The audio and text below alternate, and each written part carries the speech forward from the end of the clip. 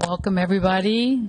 Today is welcome to our regular scheduled meeting for the Yountville Town Council. It is 3 p.m. on Tuesday, June the 17th.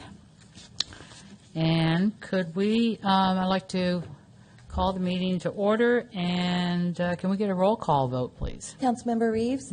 Here. Councilmember Tripp? Here. Councilmember Knight? Here. Vice Mayor McKee? Here. Mayor Moeller? Here. Could we all stand and say the Pledge of Allegiance, please?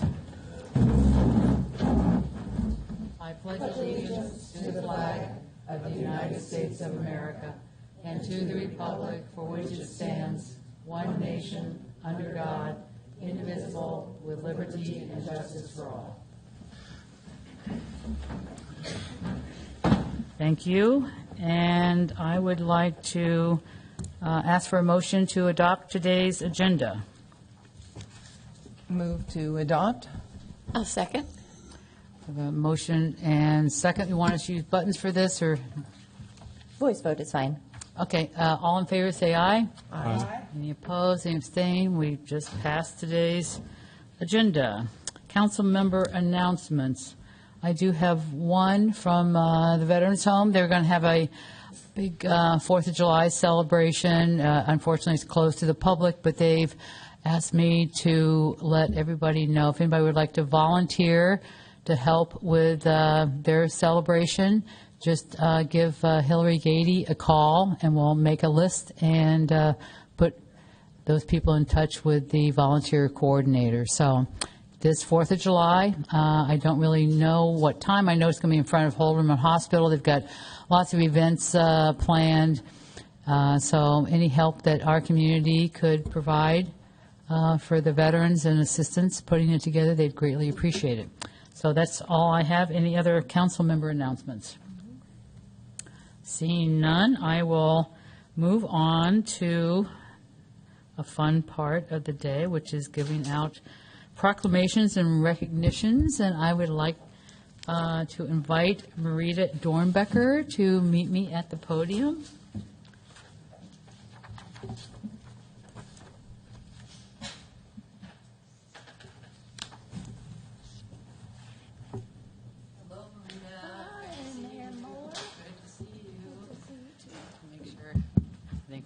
Is this on? Yep, we are.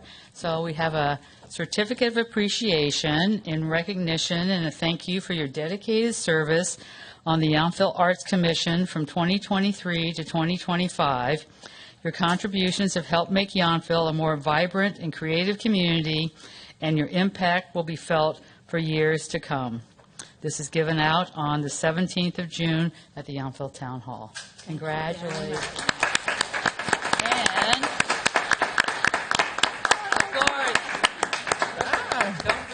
Take this with you, too. All right, would you like to say a few words?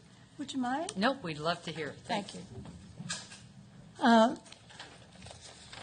Mayor Moeller, Vice Mayor McKee, Council Members Knight and Tripp and Reeves, I thank you for the opportunity to serve on the Yountville Arts Commission. It has been an honor and a pleasure. The energy and creativity of the commission members and what they have achieved, including the Steve Rogers Gallery exhibitions, the Art Walk, Art Sip and Stroll, the literary events and classes, and the legacy events, Music in the Park, and so many other valuable and valued programs, represent the time and effort of each member of the commission. Commissioner Noel Resnick does an outstanding job promoting these many programs in print and social media, and has put the Arts Commission's work in front of thousands of viewers. Chair Cher, Commissioner Resnick, Commissioner Lay, Commissioner Meredith, Commissioner Kapchin, and Commissioner Hudson, I treasure the friendship and the education you have all contributed to my tenure. Town Manager Brad Ralston, Director of Parks and Rec, Samantha Holland, and Caitlin Huss, Recreation Coordinator, thank you for your extraordinary service to the town and to the Arts Commission. Town Clerks Hillary Gady and Tammy Noriega. Thank you for your support you've given to me. I will still be around, and I continue to volunteer with TV media for the Arts Commission. And I would like to welcome Dr. Linda Faber and David D'Amico for stepping in and stepping up to replace Cindy Capuchin and myself. Thank you very much. I appreciate it.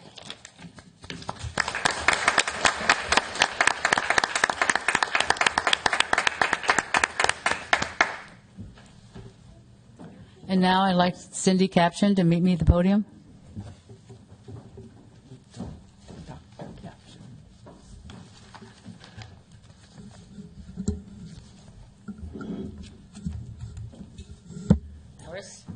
The wonderful bottle of wine always makes everybody very happy with that. So this is a certificate of appreciation in recognition, and thank you for your dedicated service on the Yountville Arts Commission from 2019 to 2025.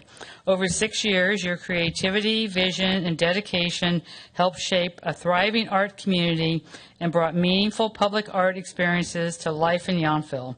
This is given out on the 17th of June, 2025 at the Yountville Town Hall. So, again, thank you very much, and please say a few words. Thank you.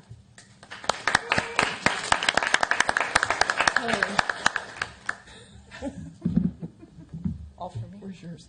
Let me get my wife. Put this down. Mayor Mueller, Vice Mayor McKee can't. Yeah. Moving and council members. This has been a really fun ride for me. I've been on the Arts Commission for 6 years, and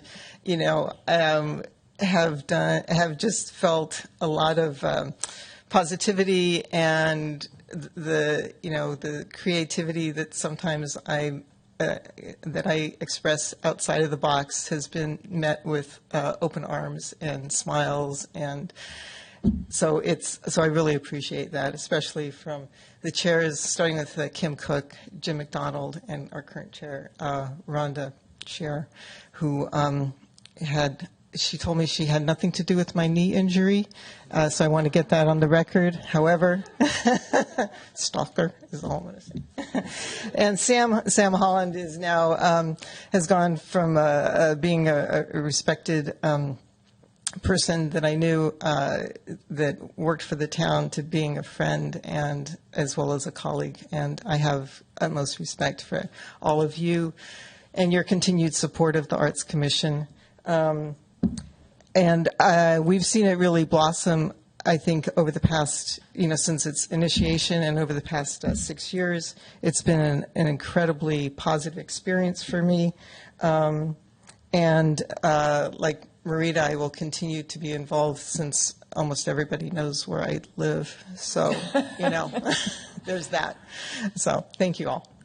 Thank you very much.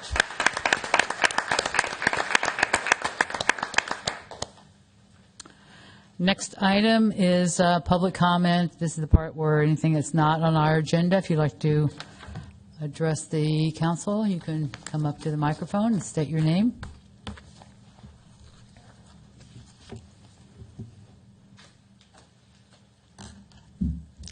Hello, everyone. My name is Debbie Alterstar. Good afternoon. I know most of all of you, all of my council members, are town manager.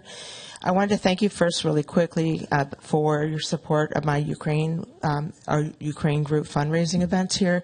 We raised $7,000 for tourniquets for Ukraine at our event in April. When we had the event the year before that, before I got cancer and had to tamp things down, we raised $20,000 to support, it went to 9 different households here of Ukrainian immigrants, many with children. And before that, in 2023, we raised money for an ambulance and for warming centers in Bakhmut. So I'm a longtime activist, mostly for Latino community and for schools and for mental health. Many of you know that history.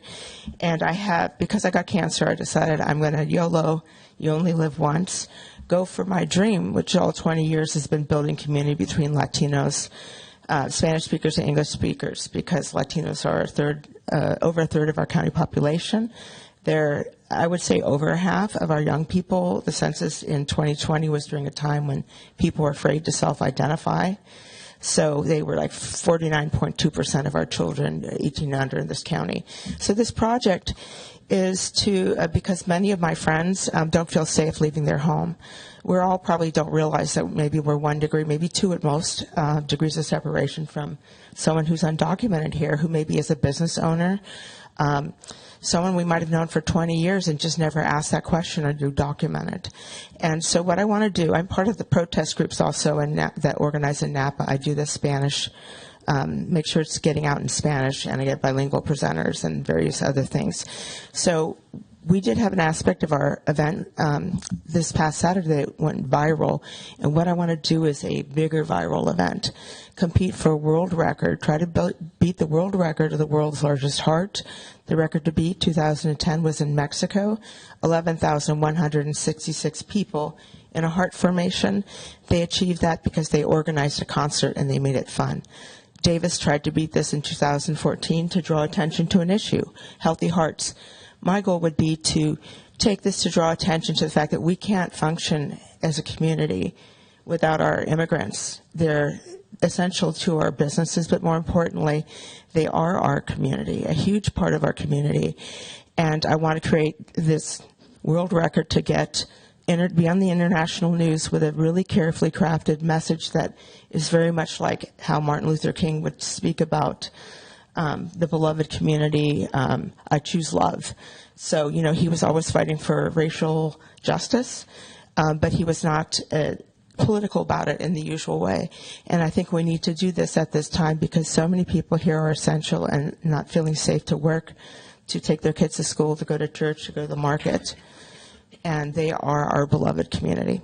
So I'm going to share this information. What I wanted to ask our town to do, hopefully this will be late summer, maybe early fall at the latest. I wanted to ask our town to partner with me in the form of giving me a nonprofit race for space to convene a conversation about the plan for this. I've already vetted it with a lot of leaders and law enforcement, and so we thought that a community conversation in Yountville would be the best location to be central for our farm workers up valley, and our stakeholders more who are in the agricultural area. So I will send you information about that, but I wanted to pass out these points that I had ChatGPT. The one good thing about AI, help make better. But I think that it's not just to get this like March to Selma type moment of gravitas out. It's our story. This is our lived reality of injustice. It's to build community here. A lot of our young people don't feel real connected. They suffered tremendously in COVID. So this concert idea would, to be the heart formation, a reason to have fun with it, would especially include youth and include teaching them how to do social actions. And, again, 50% of our youth are Latino. To give people hope, to make people feel connected, and to celebrate that we are a resilient community. So I appreciate your consideration. We are the heart of Napa Valley, and nothing would make me prouder than to have our community in some way participating in this process. Again, I'm with the cancer. I don't know if I'll grow to be an old lady. It's gone for now, and hopefully it stays gone. But this has been my dream for over 20 years that I've worked tirelessly for, and so now I want to try to realize this coming together. Thank you. Do you have enough copies there? I do. Okay. Thank you. Yes.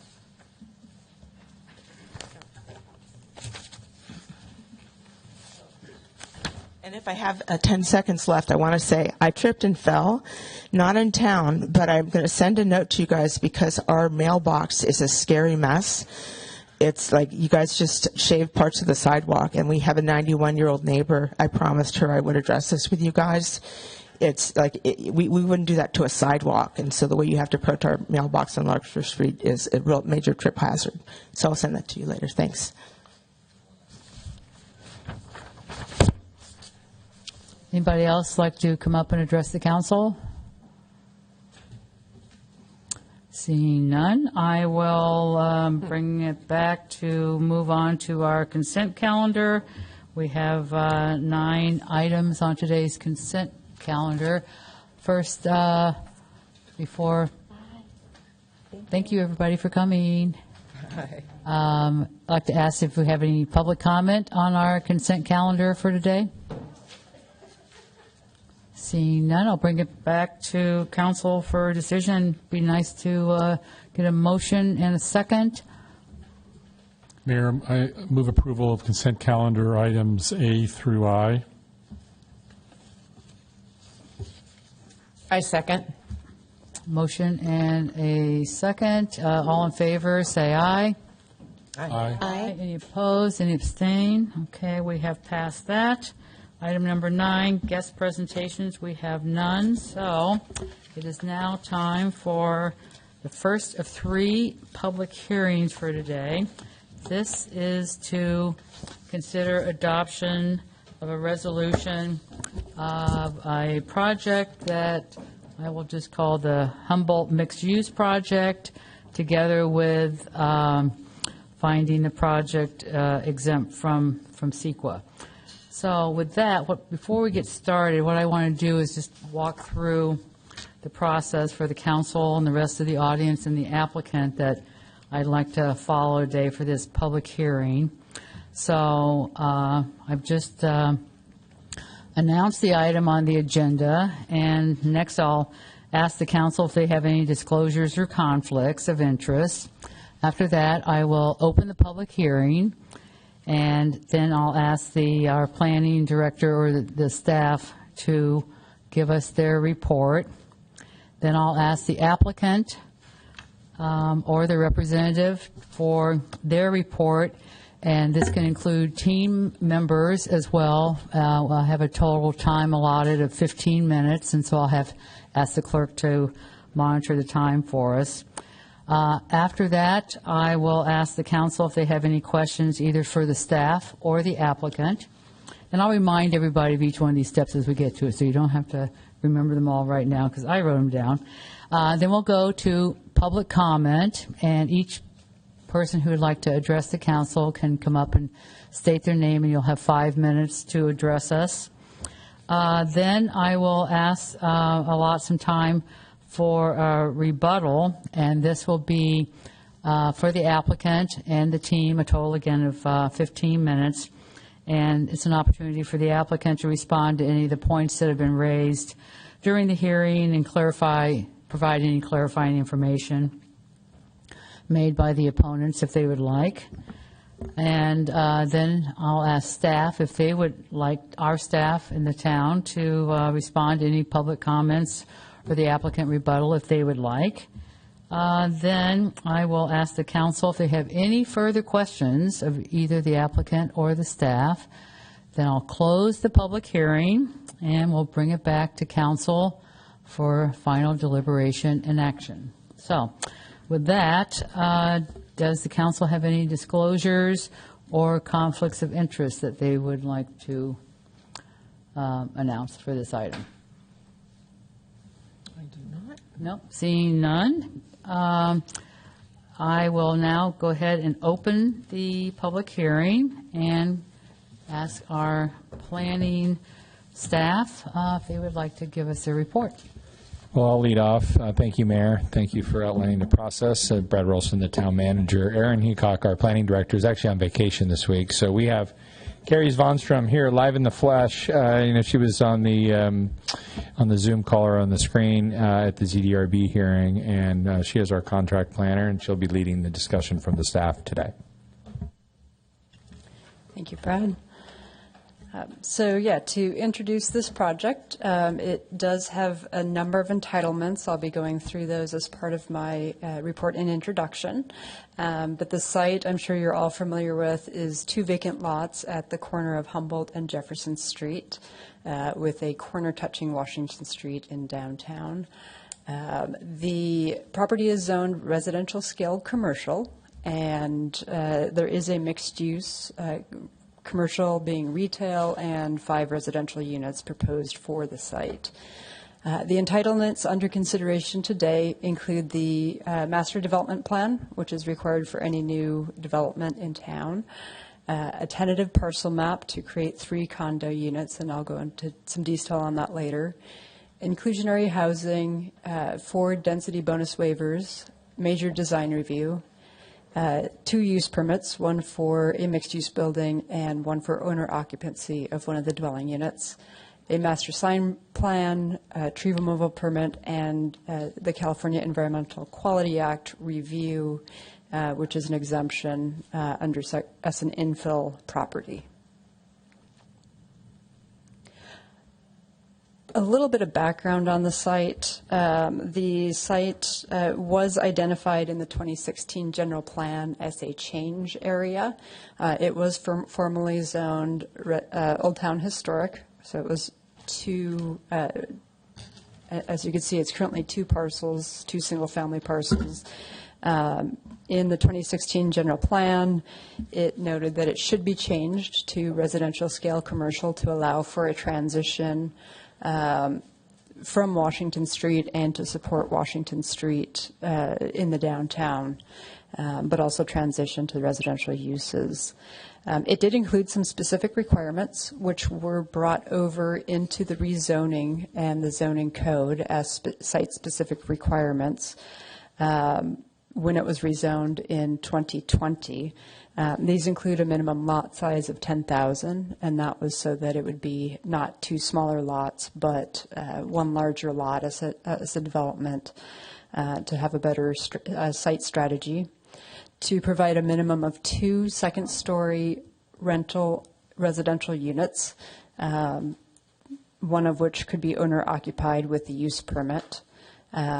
And that was to make sure that the residential that was being lost from the 2 residential parcels was being maintained, and the rental was to ensure that there were still rental opportunities in town which are needed. And then lastly, it prohibits certain commercial uses. That was generally consistent with the residential scale commercial, but to make sure there wasn't anything too intense, no wine tasting rooms right next to residential, that type of thing. So the projects that is proposed is a 2-story mixed-use residential project. The retail portion of it is on the first floor and comprises 2 businesses, what would be hunter-gatherer, which used to be in town as a retail store at about 2,000, and a smaller, about 300 square foot flower shop. The retail is limited to the first floor. It doesn't utilize any of the second story space. There are also 5 residential units, and that includes 2 1-bedroom condominiums, one of which they're requesting the ability to do owner-occupied through the use permit.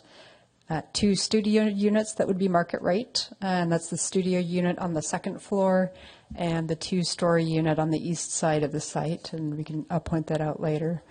And then 1 studio unit which would be deed restricted as affordable to low-income housing, and that is on the northeast side of the first floor. There's 8 parking spaces proposed, 2 in garages, so 1 garage for each of the condo, and 6 shared spaces. And I'm going to ask the town attorney to give a slight presentation. There you go. Thanks. On the legal framework for this project, which is a Housing Accountability Act project. Yeah, I'm happy to. So this project is subject to the Housing Accountability Act. You're familiar with this legal framework. We've talked about it before. You have considered other projects subject to the Housing Accountability Act, and this is one of them. So anytime you have a project that proposes 2 or more residential units, we're thinking about the Housing Accountability Act. Staff is thinking about it. The applicants are thinking about it. And now you are thinking about it. So the law does quite a few things, but I'm going to give a general overview here. It does restrict your ability to reject a project under certain circumstances, including if it meets all objective standards in your code. And so another way of stating that is it prohibits you from denying or reducing the density of a housing development project, including denying or reducing the density. So those are 2 different things. Emergency shelters and farm worker housing, that's not before you today. that are consistent with your objective local development standards, absent some very specific written findings about specific adverse impacts on health and safety. So you'd have to make those findings if you were going to do one of those two things. The state density bonus law, a similar law, not similar to Housing Accountability Act, but also a state law that applies whenever you have 10% or more of the total dwelling units that are affordable. The state density bonus law applies. And as you all are probably familiar, you have an inclusionary housing ordinance here in town. So when you have 5 or more residential units that are proposed, it automatically triggers a certain number of affordable units. When those affordable units come in, it then triggers the state density bonus law because you have a percentage of the units which are now affordable. So the state density bonus law allows concessions, incentives, and waivers, and those things are allowed the extra density bonus units to be put in as well. And they also require those units to be deed restricted as well. It requires that the density bonus waiver be approved unless there are written findings that can be made based on substantial evidence that the waiver would have a specific adverse impact. And if that language looks familiar, it's very familiar. It's exactly what the Housing Accountability Act says. Upon public health and safety or on any real property that is listed in the California Register of Historical Resources, or because the waiver would be contrary to state or federal law. Very general overview. We can pause and I can answer questions about these things now, or we could wait until you get into this and I can give more detail on any of these 3 slides if you like, whichever the council prefers. Any questions for our town attorney this time? Nope. We can keep moving. Thank you, Gary.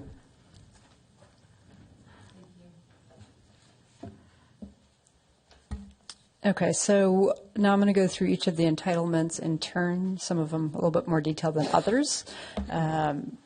The first is that when you have the number of units being proposed, the town does require what's called inclusionary housing, which is to deed restrict as affordable a certain number of the percentage of the units.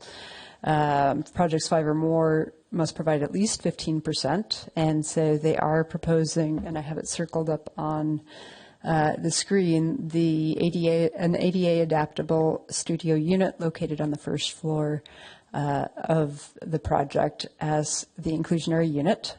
And I usually get asked the question, well, what is low income household? What kind of salary is that? So that's 50 to 80% of the median area income and it varies depending on the number of households, but since this is studio, I assumed a single member household to get you kind of a feel for that. And so that's a salary of between $51,000 and $82,000 a year. And that's in 2024, the HUD, Housing and Urban Development, changes that every year, and that comes down, and so that's adjusted with CPI. The inclusionary housing is monitored by the City of Napa with an agreement that the town has with them. The units are required to be deed restricted for 55 years, are subject to annual monitoring and fair housing regulations.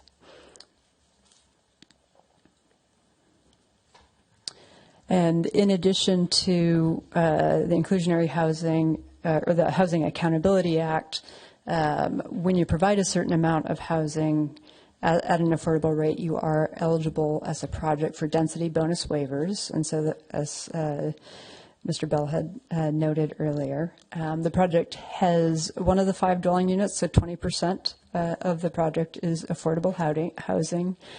So it does qualify for a state density bonus, 2 concessions, and unlimited waivers of development standards, as well as the parking reductions under state law and as adopted by the town's code. They are not requesting a density bonus of additional units. The density for the site is actually between 2 and 16 units, so 5 units as well within that range. And they're not requesting any concessions either. They are, however, requesting for waivers.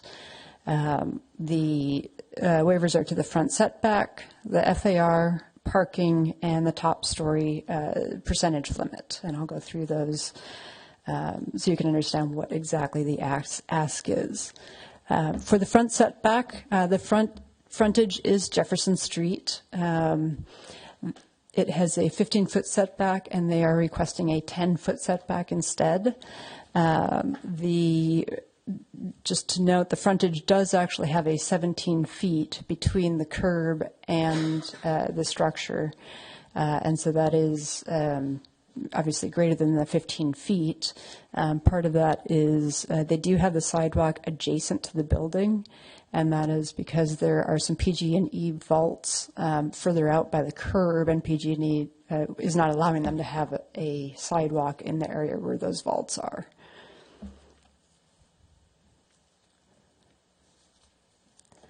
The second density waiver is to the FAR, the floor area ratio.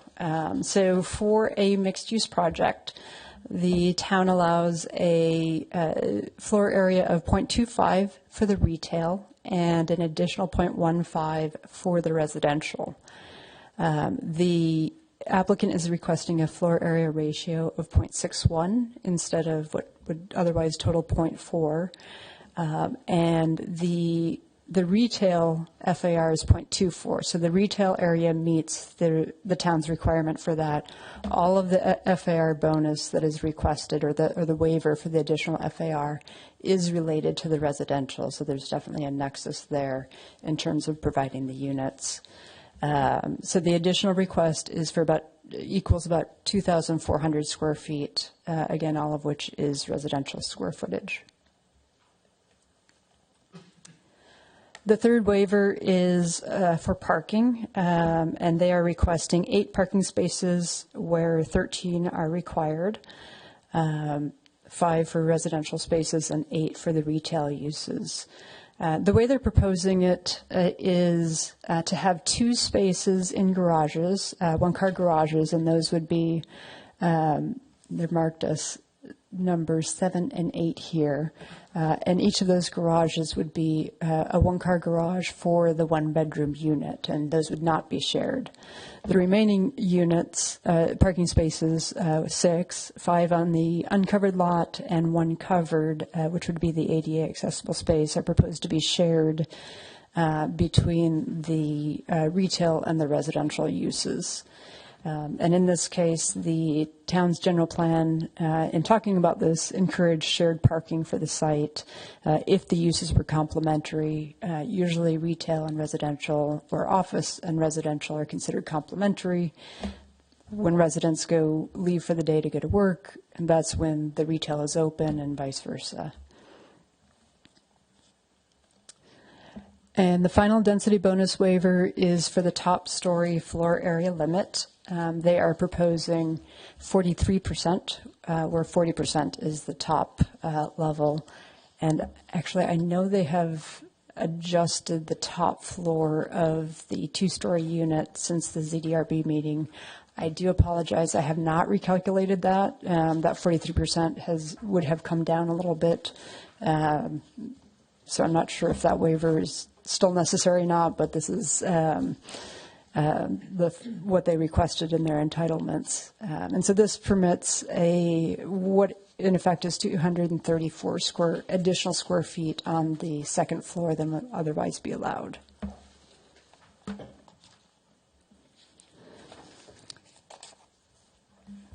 So the other entitlements, the master development plan, I know you're all familiar with. That is an entitlement you would deal with on a regular basis, required for any new construction development, and allows you to review the overall design. In this case, there are no deviations. They are requested as density bonus waivers instead.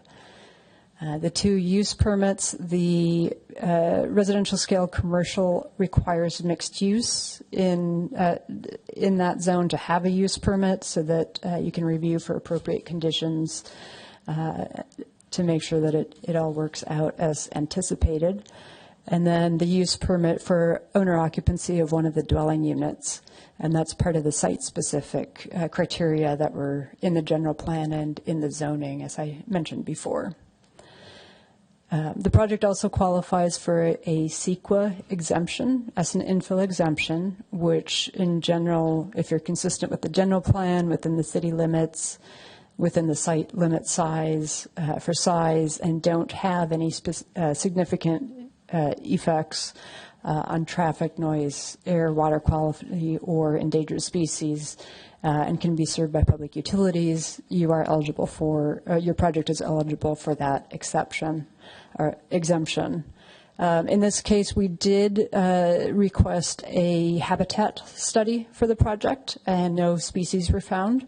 And then we also requested a traffic study, and that was below the, if you recall, the vehicle mile travel metrics and thresholds that are used for CEQA now. It's below the thresholds for both the retail and the residential components of it.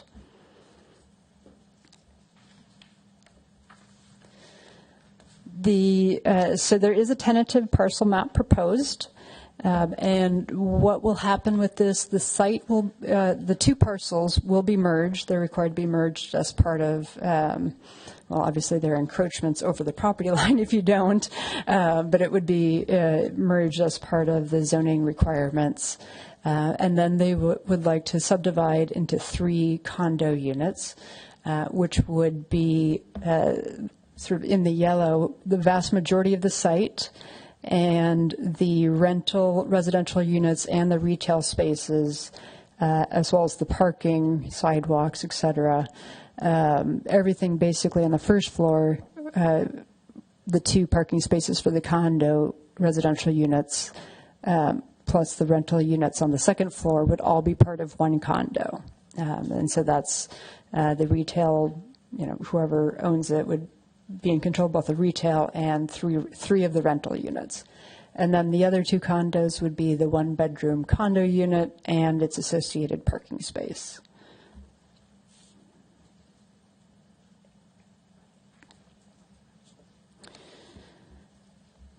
For the use permits, the use permit criteria for the mixed use, the intensity is certainly appropriate. It is one of the residential scale commercial allowed retail uses. And then there are other criteria related to health and safety impacts consistent with the town's economic goals and the ability to serve as an infill site. It certainly has access to all of the town's utilities. For the owner occupancy of 1 dwelling, and some of you certainly will remember this from the general plan and the rezoning just a couple of years ago.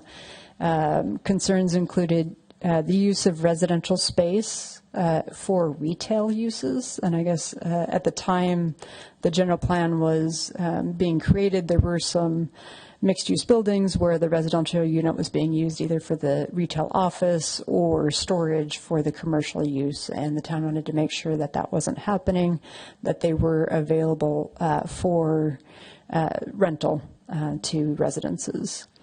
And then certainly the goal of the town to increase and maintain rental housing opportunities within town was the other.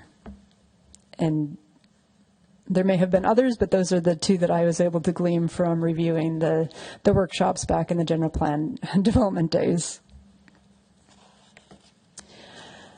Okay, so for the design review components of it, as Gary Bell mentioned, we are restricted only to the objective standards, and those are outlined in your staff report. There aren't too many of those, but I do just kind of want to describe a few things about the project from a design perspective. I do have a revised site plan on the screen, which is, I don't think it's part of their packet even. This is fresh today, right? Yeah, this is, the applicant has continued to work with the surrounding neighbors to adjust and modify landscape and fencing. You do have in your packet the proposed fencing alternative and the proposed change to the 2-story unit on the east side. However, this is, there are 2 additional trees in the parking lot towards the adjoining neighbors. And there are some other changes to that, but I did want to make sure you had this in front of you, and I know the applicant will be describing this in much more detail. These are the two street elevations. They do include several different forms. The peaked gabled roof, which was requested by the ZDRB back in the June hearing. It was originally a flat parapet, and I will note, the ZDRB in their review were torn on some of the issues, as outlined in the staff report, but they did all agree that the design was much improved over the June 24 design, and they appreciated the applicant's work on that. The project had originally come back with the gabled roof at the front and parapets throughout.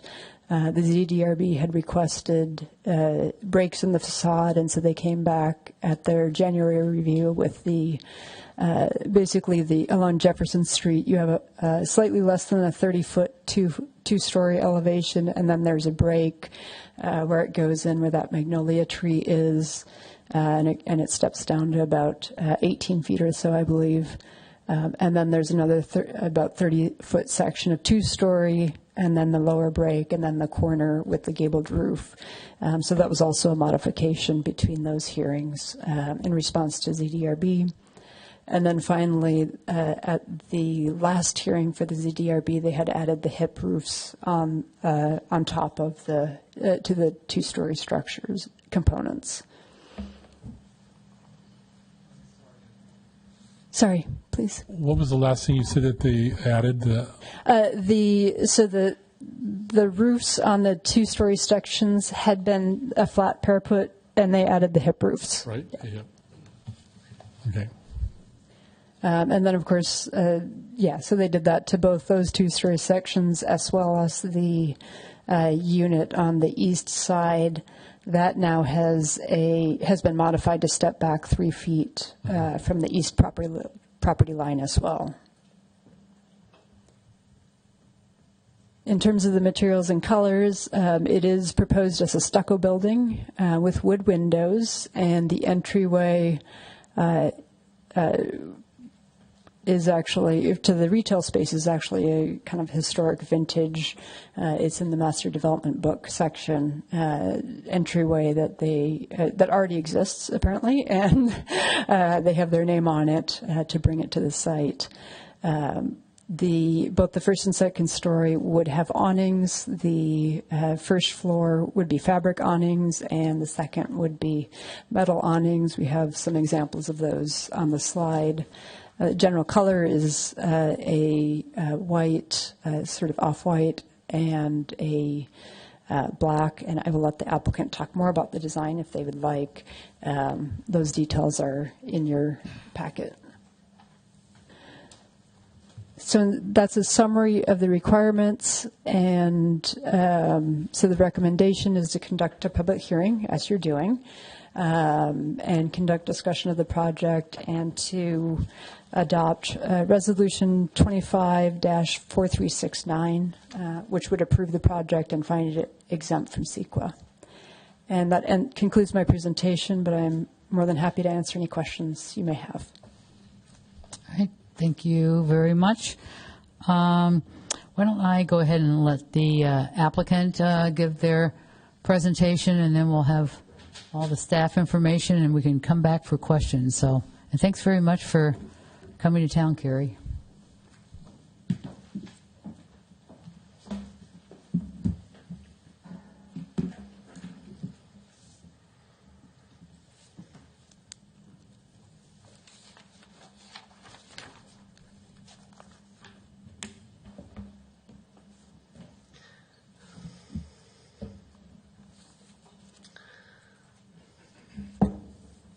Take time.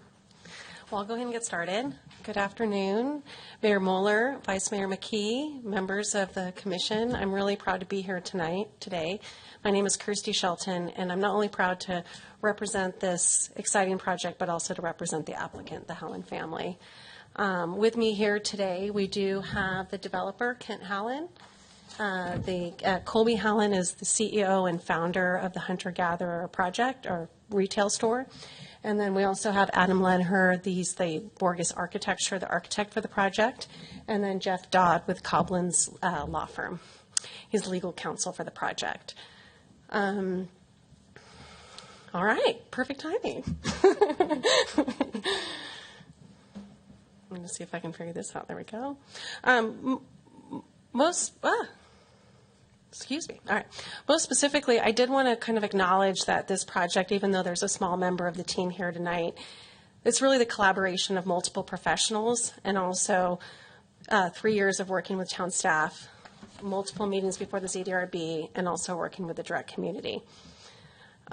Forgive me, Mayor and Council, I know you are very familiar with the authority of the different land use policies, but I really found when I was meeting with the neighbors that it was helpful just to kind of give a little bit of background. So for the members of the public that are listening and here today, I would like to just kind of set the tone of the role of the general plan. The general plan is really considered the constitution for future development, and it is really outlines the policies and procedures that the council abides by.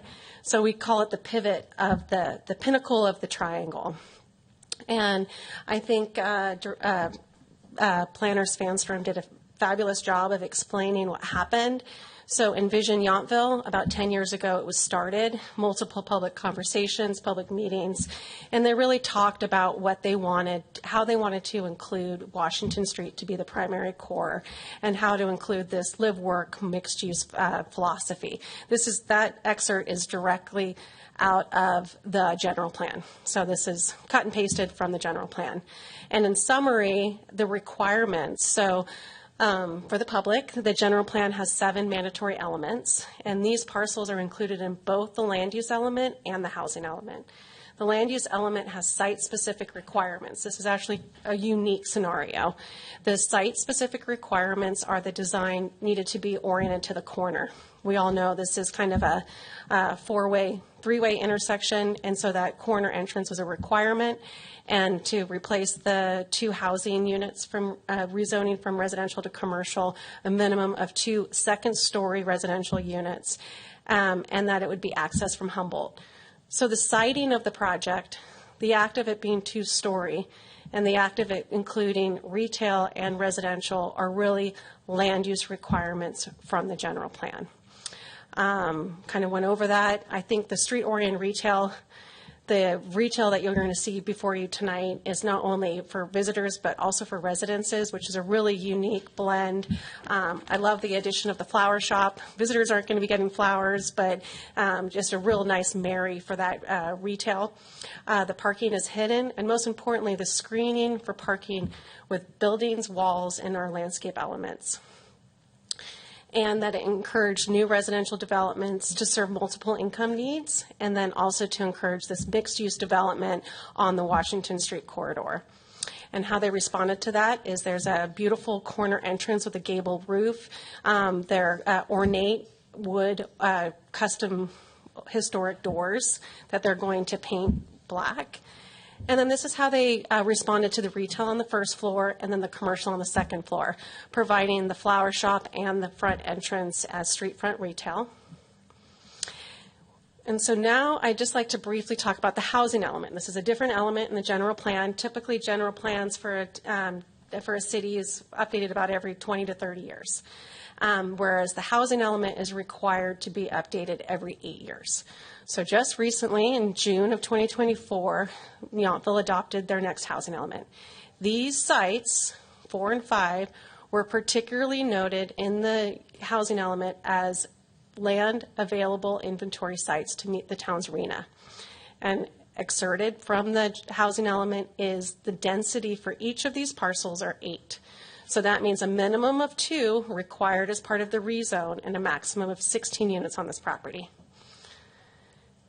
And then we talked about the pinnacle of land use. The general plan dictates the zoning. As Carrie had already mentioned, the zoning was changed to be in alignment with the general plan in 2020 to residential scaled commercial to really enforce that Washington Street. And I wanted to show here, this is the how they address the housing element. With the housing, it really looks like 2 separate units and the mixed use. So the project, as you can tell in the staff report and the attachments, it is consistent with the general plan housing element and the general plan land use element, and then the zoning ordinance with very minor deviations given the complexity of this site and meeting all the standards. I'm not going to go into a lot of detail. I just want to share that the applicant has been working with the town for over 3 years and submitted their application 2 years ago. And about 1 year ago, the applicant hosted a neighbor meeting, publicly noticed to all the neighbors, hosted lemonade and iced tea to ask questions, include the community, and there was one neighbor that showed up. And we've been working with those neighbors consistently. And then here is also a timeline of all the neighborhood communications that I have personally had from September to date. I've been very active in what I can influence and what I can't. And that's why I really felt like it was important to kind of share what we can influence and what we couldn't as an applicant. And now I'd like to introduce you to Adam Leonard. He's going to talk a little bit about the design evolution of the project. Fast forward. Good afternoon, Mayor, Vice Mayor, council members. So what's up on the screen right now is what was originally presented, and there was a lot of feedback on it. I'm glad there was a lot of feedback. I think this thing's evolved. I think we've listened to the neighbors, the Planning Commission, to make a better project. We came back after the June 11th hearing with what I think is some of these you've already seen, but this responded to that one. This is probably the most dramatic change as we've gone through these different, but each step of the way there's been improvements on it. The next hearing was back in May, and at that point we added the hip roofs to this. So what we presented today, I didn't quite show up on this, was, and I think somebody alluded to it, was the concern about the eastern facade of the two-story being this big block on the neighbors. So we've worked with the client to make a change to that to help make it not feel so mammoth on their property. And that's what you'll see up here is where we stepped back that facade on the second floor, made the floor space a little smaller to give it a little bit of relief. Other than that, that's kind of the big picture. I want to jump forward to the end of the slideshow, but I think I'll leave that to you. Is it next? Okay, so this is an updated rendering hot off the presses this afternoon of what it looks like from the main street looking at the front entrance. We should have taken that tree out so you can see the back unit there. And then this is looking up Humboldt so you can see the jog and that second story unit on the eastern side of the property. Nothing after that. So I'll be around for any questions that maybe are related to architecture. I'm going to turn it over back to Kirsty. Thank you, Adam. You're welcome. I'm glad it wasn't just me that was having a hard time with the clicker. So Carrie mentioned we have been working directly with the neighbors, and with holidays and landscape architects being out of town, this is hot off the press. I apologize for the last minute submittal, but I hope that you're going to be happy to see what we have done. On the left is what's currently submitted, and on the right is what is presented to you today for your review. The original plan included 2 crepe myrtles, and then after being on site and working with the neighbors, there's 2 white alders, and the white alders are really happy in that location. They grow tall and create a really nice screening, and they also qualify as a tree to be in the BASMA bioretention. So we felt like it was really appropriate tree to replace. So instead of having the 2 crepe myrtles, there's now 4 white alders. In addition, where you see number 3 and number 1, those 2 areas, number 3, because of the parking circulation, and then where the number 1 is because of the ADA path, we can't plant additional trees. So the applicant is offering a project commitment where we will pay the neighbors to install trees on their behalf. And we have spoken to the neighbors, and they're happy with this solution because there's no way we could plant where the concrete is. And so that isn't as part of a project commitment that the applicant has agreed in writing to today. And then number 5, the street trees. We were proposing 6 scarlet oak trees. They're these beautiful wide leaf fall colored trees. And at the ZDRB meeting, Commissioner member Thomas Henburn said, you know, those trees get like 80 feet tall. And so after thinking about it, we have proposed formally to replace those trees with either a magnolia or a red maple. It's really going to be dependent on what PG&E prefers, and that is because that PG&E vault's right there on number 5. And then when I was working with the neighbors, the previous proposal was this 6-foot-tall black metal planted with creeping fig. They really wanted a taller fence to add that additional 2 feet of lattice, which is kind of the fence nowadays. And this particular fence couldn't accommodate it. It does have to be either metal or concrete because these fences are in the bioretention for the stormwater. And so after working with the neighbors, we came up with this design. It is a total of 8 feet, a 6-foot-tall CMU wall with the 2 feet of lattice with either creeping fig or star jasmine or both, whatever ends up taking to really create a living wall. And this is included in your packet because I did have this design change included. And we will be planting on both sides of the wall, and the neighbors are in support of that. And as of now, we have most of the neighbors pretty much in support, which they'll provide written information. Here's the project commitment that the applicant will contribute to the plantings. And we can provide more information if that comes up. But most importantly, I really, it's my absolute pleasure to introduce Colby Hallen. I knew Colby from having her store up in North Yountville from 2016 to 2020. She was one of the, retail tenants that was asked to move. And she enjoyed being in Yountville so much that she bought a home, she renovated it, and she calls Yountville her home. And most importantly, not only is she local, but it's an all-women-owned business. And the design is really, she has a stellar design aesthetic, and the retail store, I think, is a perfect contribution to Yountville. So, Colby, do you have anything to say?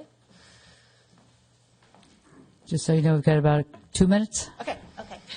I just wanted to thank you all so much for your time.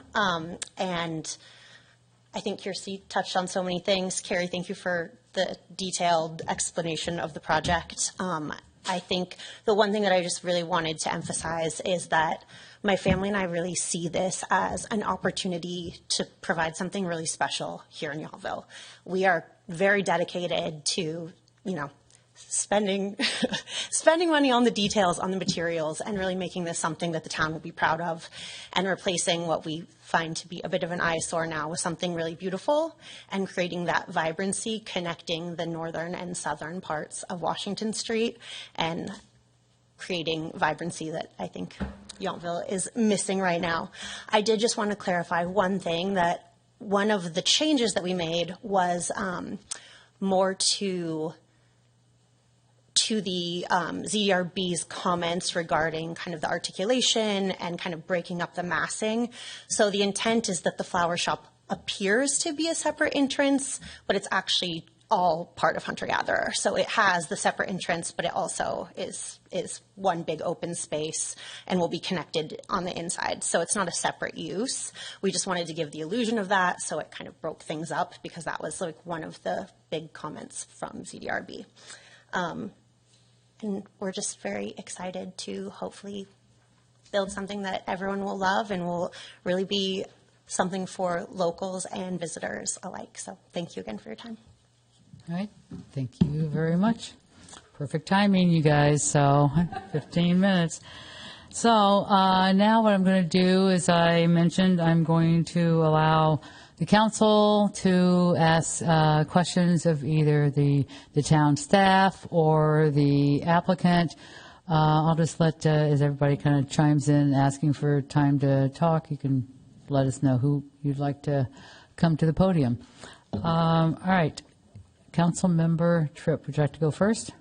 Yes, and I just have a quick question for Carrie, and I would like to compliment you on all of your slides and reports, and having watched the ZDRB meetings also, it was great. My question is, I know the general plan makes a real point of being sure these are rental units, which I think is really great, because we need more presumably full-time residents in Yountville, and the size and all would argue that maybe they're working folks, smaller units.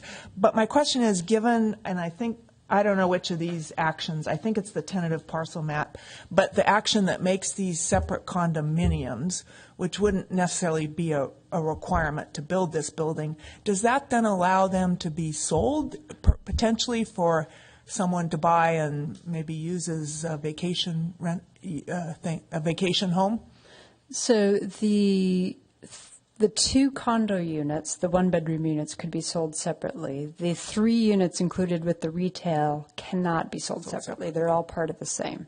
Okay, so 3 for sure would be rental. 2 potentially, if somebody wanted to buy them and have it as a vacation place, could be vacation. Well, under the requirement for the use permit, only if you bought a condo, you would still need to rent it because the owner occupant. So there's a use permit for owner occupancy of 1 unit only. The other 4 would need to be rented. They would need, and that's part of the conditions of approval, that Correct. they be rented. Yep. So I could buy one, but I'd have to rent it. Correct. Yep. Okay, and this is just besides the point, but I will ask anyway. Is that in the deed anywhere? If I bought that condo, that I would need to rent it, or does that just live in the land use permits? I know that one of them is deed restricted, but just in general. It's a good question. I'm going to let Mr. Bell answer that one. That might be coming my way. That's in the use permit itself, so it's in the land use approval. So use permit runs with the land, so it would go to any subsequent owners and would bind any other user or owner of the property. And so just like any of the other use permits here in town, town staff has those as part of the file. It's part of a review. Town also, I believe, still does an annual use permit compliance check and does certain other annual and other periodic confirmations that all the conditions are being met. Okay, but it's not necessarily in the deed. I don't think it would be in the deed. Okay, No. thank you, thank you. That was my question. Councilmember Reeves. Thank you. I have I really want to thank you for making the effort with the surrounding landowners and making some changes to the design so that they are more comfortable with it. I think you've done a pretty good job with that. I also have heard some criticisms that this project itself is too big, but when I went through the drawings, I really would like to ask our planner to indicate if we had developed these 2 lots with two-story single-family homes, the setbacks and the heights would not be much different than are shown on these drawings. Is that correct? Yes, so I can go over what so obviously before the rezoning in 2020, they were Old Town Historic. So they would be under those zoning regulations. I'll do the height first. So the height for both single-family residential and multifamily residential in the Old Town Commercial is 2 stories, which obviously is the same under the RSC zoning. It restricts the height to 28 feet total peak height and 20 feet to the plate height. So that's where basically where the ceiling is. The proposed project has a 22-foot plate height instead of 20, so a couple feet taller, and they are 26 feet to the top of the parapet. So they have a parapet to hide the mechanical on the roof, and their total height is 28 feet 6 inches, so it's 6 inches over what would be. But that's because they added the hip roof. If without that, they would be at the 26 feet for the height limit. So that was a ZDRB request, actually, so that when you see it from afar, it has a little bit more shape to it. In terms of the setback, the front and rear setbacks would be 20 feet. The side setbacks in Old Town for a 2-story building are 8 feet and 22 feet total on either side, but I'll just kind of stick to the 8 feet since that's a little bit easier to understand. The proposed project on both the two adjoining neighbor sides are 7 feet 8.5 inches. So they're about what is that? Do my math right. 3.5 inches shy of the 8-foot side setback. And the 8-foot setback is for the second story. For the second first story, story yeah, is sorry. still 5 feet, right? Correct. If you have a one-story structure, it's 5 feet. And the first story is 5 feet from especially on the east building? Yes. Yeah, on both sides, it's 7 feet 8.5 inches. So the east yeah. and the north. Right. And so on the east, it actually, with that additional step back of 3 feet, would actually meet the same requirements as the Old Town Historic. Okay. Okay. I have a lot of questions. Should I do them all now, or should I? No, I say go for it. Okay. I am very appreciative, again, of the things that you've already done to help with neighbor friendliness. And I very much appreciate the ZDRB helping you understand a little bit more about what Yountville is like. But given that, I have concerns about a couple of things, and it's not so much the building, but it's more about the livability and the resident-friendly nature. And this has to do with things like you're calling out on your plans asphalt for the parking lot. I know that there is a kind of a climate-friendly solution by using just bricks or cement blocks with no grout, so it's more permeable. It's also less hot. And I'm considering the people who live in that project, that's their front door is the asphalt. And that just feels like that's not a Yountville value. And I would like you to consider that as part of your plan, because it fits more with the cement wall. It fits more with a sort of double use of the parking lot. It's really a walkway for everyone who uses that parking lot. And then the fence at the north property line, I think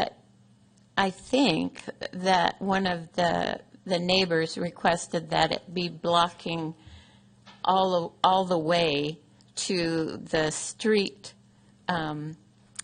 so that they wouldn't be infringed upon by people walking on the sidewalk. But I really feel like landscaping would be a better solution so that the fence ends at the wall of the building, and then the landscaping takes over the screening of the property adjacent, and so that the sidewalk actually continues to the street at Jefferson, so that people who have walked this sort of walkway to nowhere can cross over Jefferson and go to the walkway that's through Vandeleur Park.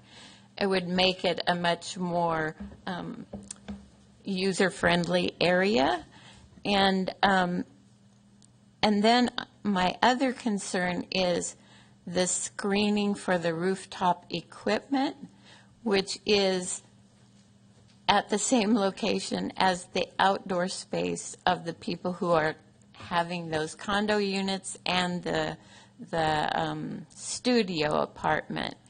It feels, I don't know if anybody's ever eaten when it was Protea, where now it is Priest Ranch, and you go upstairs and they have tables and things there. It's a beautiful space, but when the equipment is on, it's horrifying.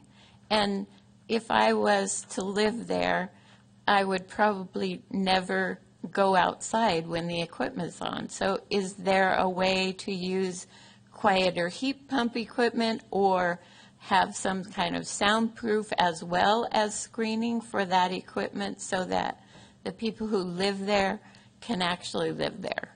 So that's just another user-friendly item that I feel like the residents deserve. And then my last comment has to do with the EV chargers that you have spec'd for each of the garages for the condo units.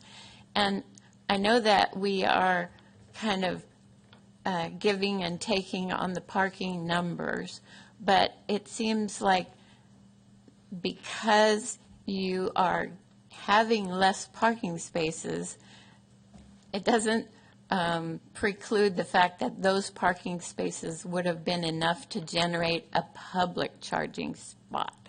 So I would also ask that you consider that as well as a parking spot that is electric for the other rental units. And those are really my evaluation of what it might look like to live there and walk by and feel it. So it's nothing to say that your project doesn't meet the requirements and the criteria. It's just an evaluation on my part, and I would just like to ask for some consideration of those. Just let me go through some more questions, and if you guys can write those all down, and we'll kind of, it'll help me keep track of where we are. So, Councilmember Knight. Thank you, Mayor. I also wanted to mention, thank you for the modifications that you've done through the last few meetings with the gable roofs and the separation of buildings. And I think you've improved the project from those and taken into some consideration. I appreciate what you've done, the changes to the fence on the north and east side. I think there are improvements as well. I just have a few questions about some of the design features that I'd love to hear from you. And I also want to say I appreciate Ms. Shelton's kind of like history of the property and all that, because this property is going from Old Town residential to residential scale commercial. The whole process of this review by the town has changed, and certainly because of recent additions to like the Housing Accountability Act and the state density bonus laws, we're here reviewing this project in a different way than maybe potentially the council intended before when they were promoting residential scale, because at that time I think we felt there was more flexibility not only for objective standards but for subjective standards, and that atmosphere has really changed. So, but I appreciate all that you've done. I look forward to the street-oriented retail. I think it's going to be beautiful, and so thank you for all the time that you put into that. There's a couple things I'd love for you to explain in terms of explaining the purpose of the porte cochere.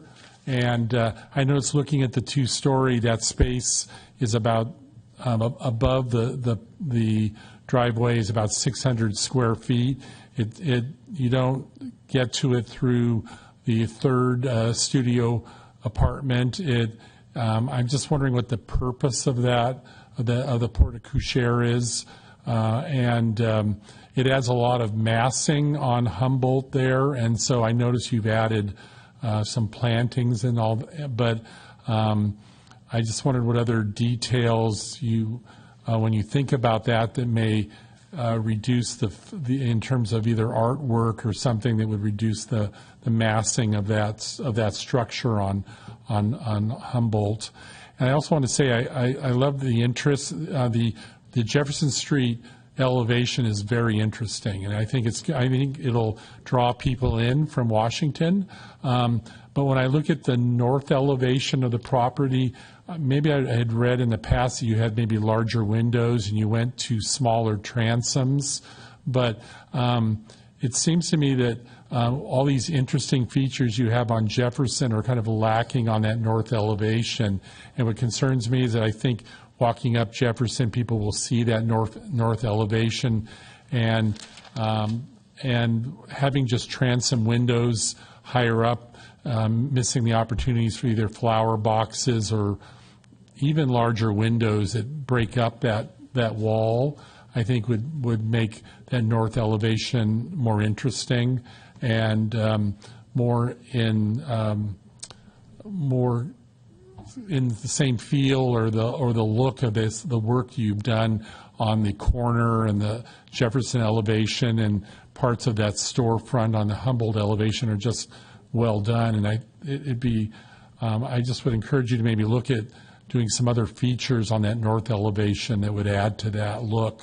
I also was just curious generally about, you talk about in the project that there will be, as part of the tentative map, there'll be 3 condo units, and that makes sense for the 2 one-bedroom condos. But I was curious on the whole concept of a condo unit that includes retail and 3 studios and all the rest of the other space, I assuming including the usable space you're suggesting on the top of the porte cochere. But in my experience, I've never heard of actually a condo unit including retail. So it'd be interesting for you to explain that concept of what that will mean for that 3rd condo unit as a part of the tentative map.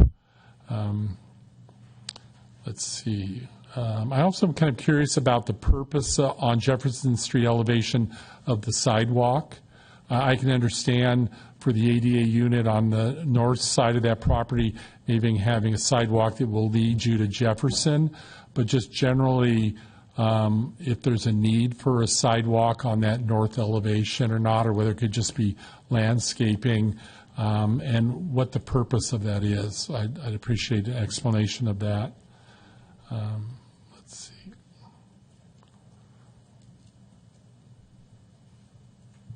I think that's it for now. Thank you. Okay. And I just have I think it's going to be a question I'll give to. I'm sorry. Did you want to go? Go ahead. I Then. hit the wrong one. Okay, go ahead, Vice Mayor, then I'll go. Show up. Thank you. To start with the north part of the property and kind of where Councilmember Knight left off, I'm curious about the apartment number 3 kind of built inside there and tucked in there. I'm curious, I'm not able to see, at least from the map, where the entrance is. And that side of the building, the north side, it looks like the parking lot drives straight through, and there is one graphic where a car is turning to back into its spot. So there's a walkway back there for the trash area and the meters. What's at the end of that walkway? Is it blocked off, or is that where the landscape that we suggested, or what can be done there, both for aesthetics as well as for safety, if that's where number 3 comes and goes? I'm curious about the depth, if you will, of the 2-story apartment number 2. There, I noticed that you did shave back the 2nd story, and that is much appreciated. And then it looks like we're adding onto that space the covered parking for one of the reserved spots. But I'm looking at the house on the east and knowing that they have solar, knowing the positioning of the sun, I am feeling like we're taking away a benefit that they paid to have to reduce their electric costs. So I'm curious what you have learned through this process. I do realize that white buildings will reflect light, and so that way it might be not as dark and gloomy as we're saying and thinking, but taking away solar and the benefits is definitely going to offset something that they paid for. Let's see, and happy that you showed the second entrance, or the entrance for what will be the flower shop. That will look really pretty, and I'm really super excited to have that in town. And don't underestimate yourself. It will sell to guests too. People are here for special occasions, and I anticipate you're going to be selling a lot of flowers for those occasions.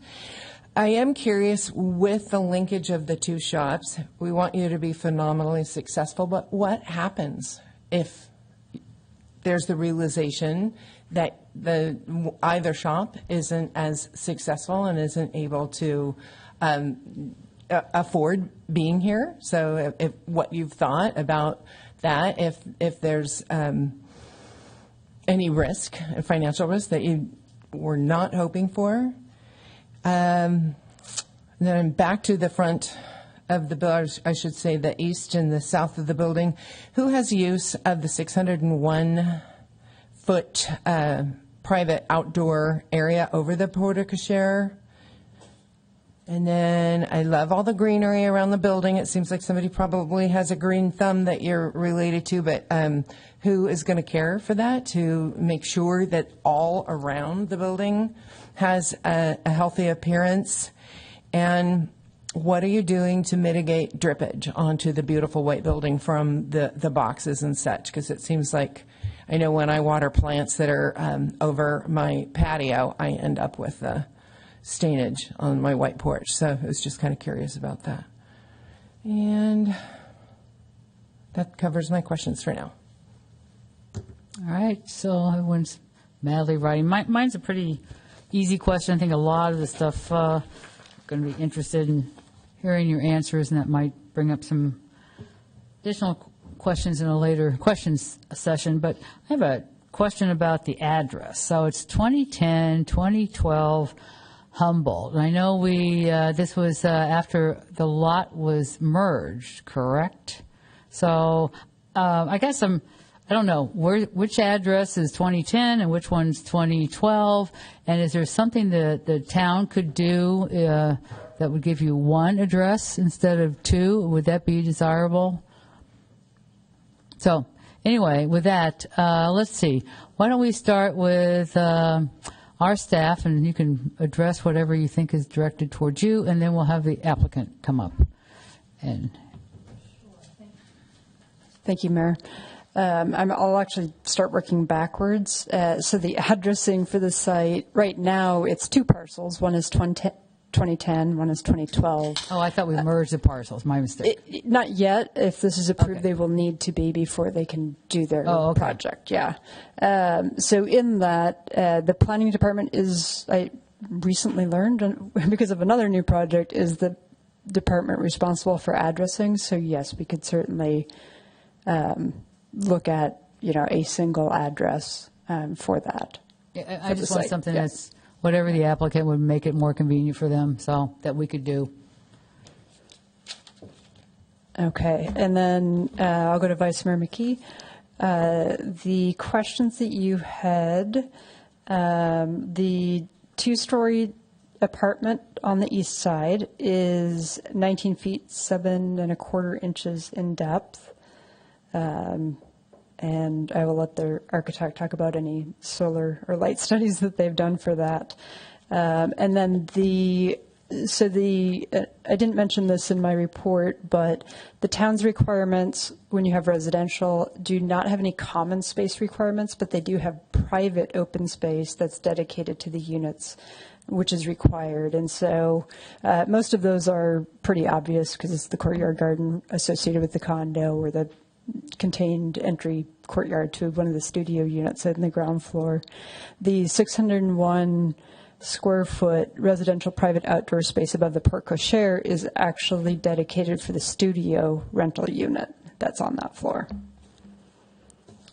And I do know that the tentative map will require a common area, an HOA agreement with common area, CC&Rs, they're usually called, maintenance, but I know the applicant has described for the ZDRB some of their maintenance of the landscape and greenery, so I'll let them go into detail for that. And then in terms of, Councilmember Knight, the questions about a condo unit having retail space, functionally how they will operate, I'll have the applicant explain, but what a tentative map does is really allocate ownership or the ability to sell something separately under state law and under the town's law. So what that essentially means is that those 3 resident studio units plus the retail units would be under one ownership. So it's, I know in talking with the City of Napa for the affordable housing unit, which is part of that, I spoke with them and made sure that they wouldn't have any issues with that. And they said they'd seen that before and it's not an issue. It's, basically, the CCNRs would need to outline the responsibilities for common area maintenance, roofs, things like that, that are required as part of a condo subdivision.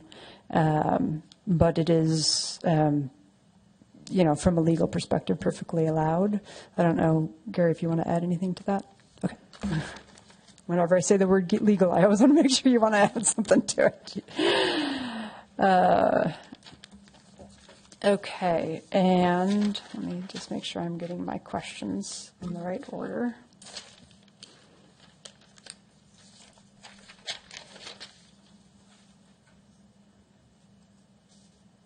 Okay, so Councilmember Reeves, I did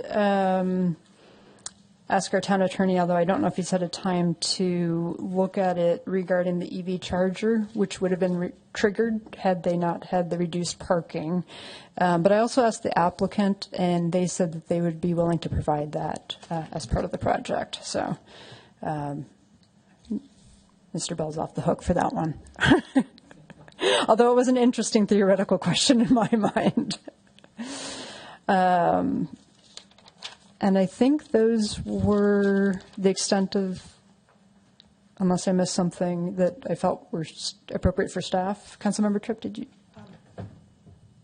Councilmember Knight asked about and I can never say this word right, clear story windows on clear story, yes. One side of the building, which I think was an accommodation, not an accommodation, but a change made to reduce people looking in each other's windows. Right. So I just wanted to mention that. Yes, that is true. And I was by that time I was working on the project, and so I had worked with the applicant about doing that, so that basically what that means is the sill height would be a minimum of 5 feet. That's usually where people's eye. I'm 5'6", so I'm pretty average. That's usually where your eye is. The spaces they have on that side, which include the den, a bedroom, and 2 bathrooms, also are kind of, they're not the most active spaces. And so, those were things that the applicant worked into the design. But yes, the clear story was out of privacy concerns for the adjoining neighbor, that they wouldn't have to worry about someone kind of being in their living room looking out at them. Okay, thank you very much. And so, Christy, I'll let you kind of organize your team about answering the questions in whatever order you would like. Okay, I think amongst all of us, we should be able to answer all of the questions. So if there's anything that we skip over, let me know. As far as the EV chargers, we're happy to add the additional charging station. The ADA, the permeable pavement, we're very open to. So that's something we did work with an ADA consultant on the ADA adaptable unit. So that's something that we would have to go over with them. But I don't know how much you guys watch the ZDRB hearings, but I do have a background in sustainability, so very open to the permeable pavement. I would prefer to do that as well, as long as it's something that is in line with the ADA standards. We're happy to do that. As far as the fence that was the sidewalk to nowhere, that was something that was requested by one of the neighbors on the flag lot. And then he later said he didn't want it. So we thought it was a bit ridiculous, but we thought it was something the neighbors wanted, so we were willing to do it. So I think we're very open to that being landscaping or however you guys would think that it would function the best. That was just a concession we were willing to make for a neighbor. Is that everything you had? Okay. HVAC. Oh, the HVAC. Are we able to go to the slides again?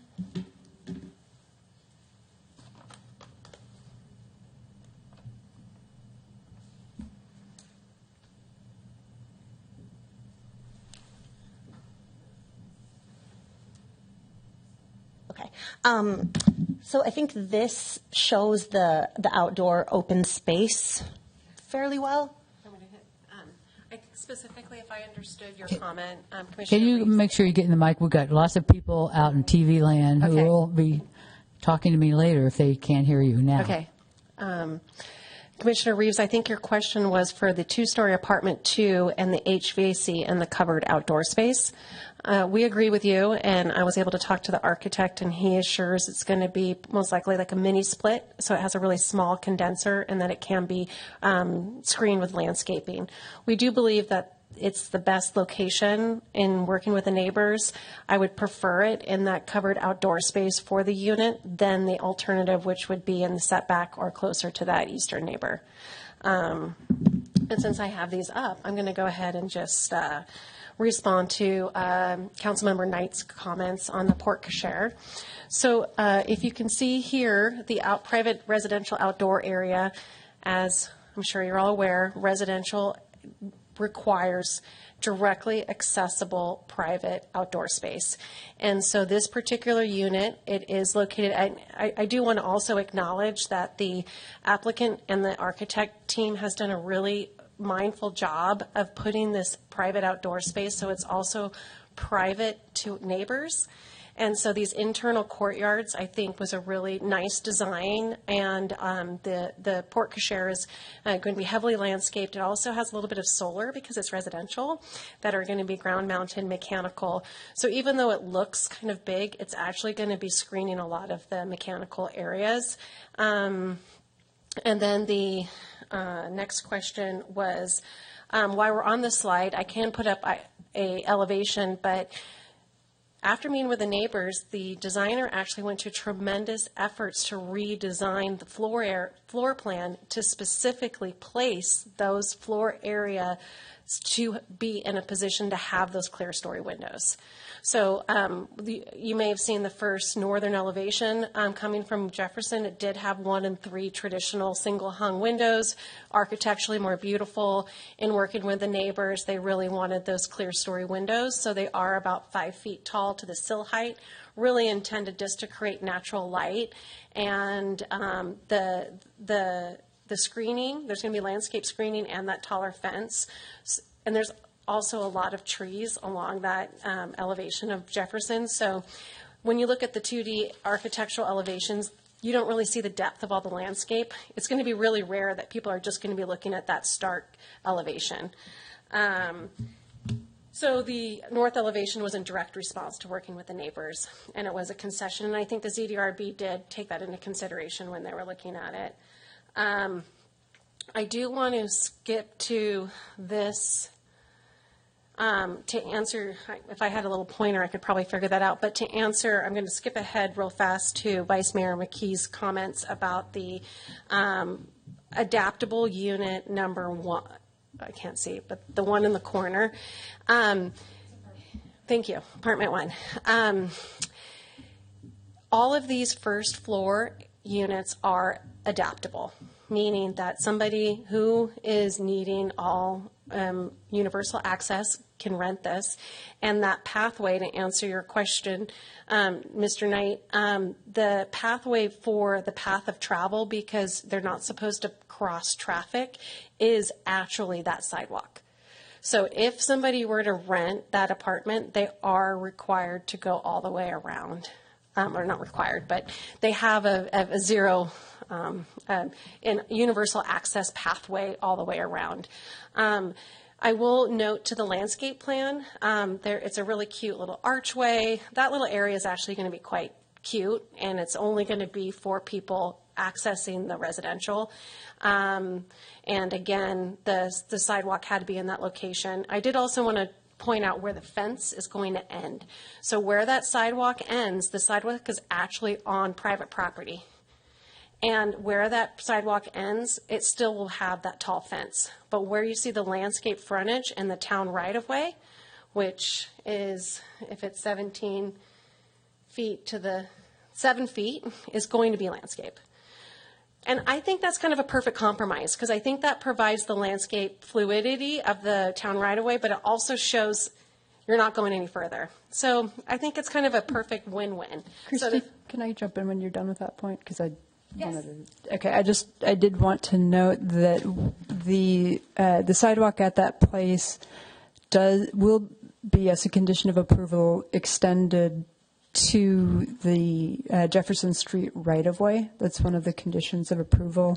That's also required by the town for ADA access. And basically right at that location, it would be able to kind of cross over to Vanderfloor Park and the trail in there. So you'll basically end up with coming up Jefferson and having a T with the fence ending right there, going one way into the residential development and the other way over to the park.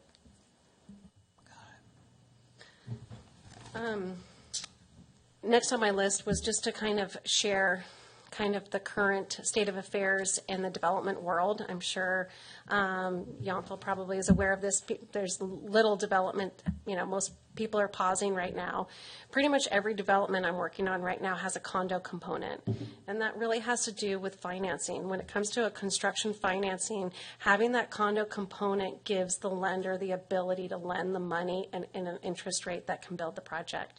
So the act of the condo gives obviously a lender, hey, if something happens, I can sell something off, et cetera. Gives them a tremendous amount of flexibility. So the act of the retail with the 3 units, it's very honest and open that the folks that are going to be working at this store are going to meet that. Can you move your microphone a little bit? There, are going to meet that income level, and having the manager of the store also being in one of those units is a great driver. The president of the chamber was here, getting folks to come live in Yountville and work in Yountville. This is kind of a win-win. I also wanted to show this one commercial retail square footage. Again, because it looks like 2 units, it's really 1, and it's designed for 1 person as an employee. So I think when it comes to what if one of them doesn't work? What if one of them does? I think Colby's designed this with her, multiple years of experience working in many stores of what really can work. And sort of why we're on this slide, I would like to talk briefly about that setback for the solar. So this will work.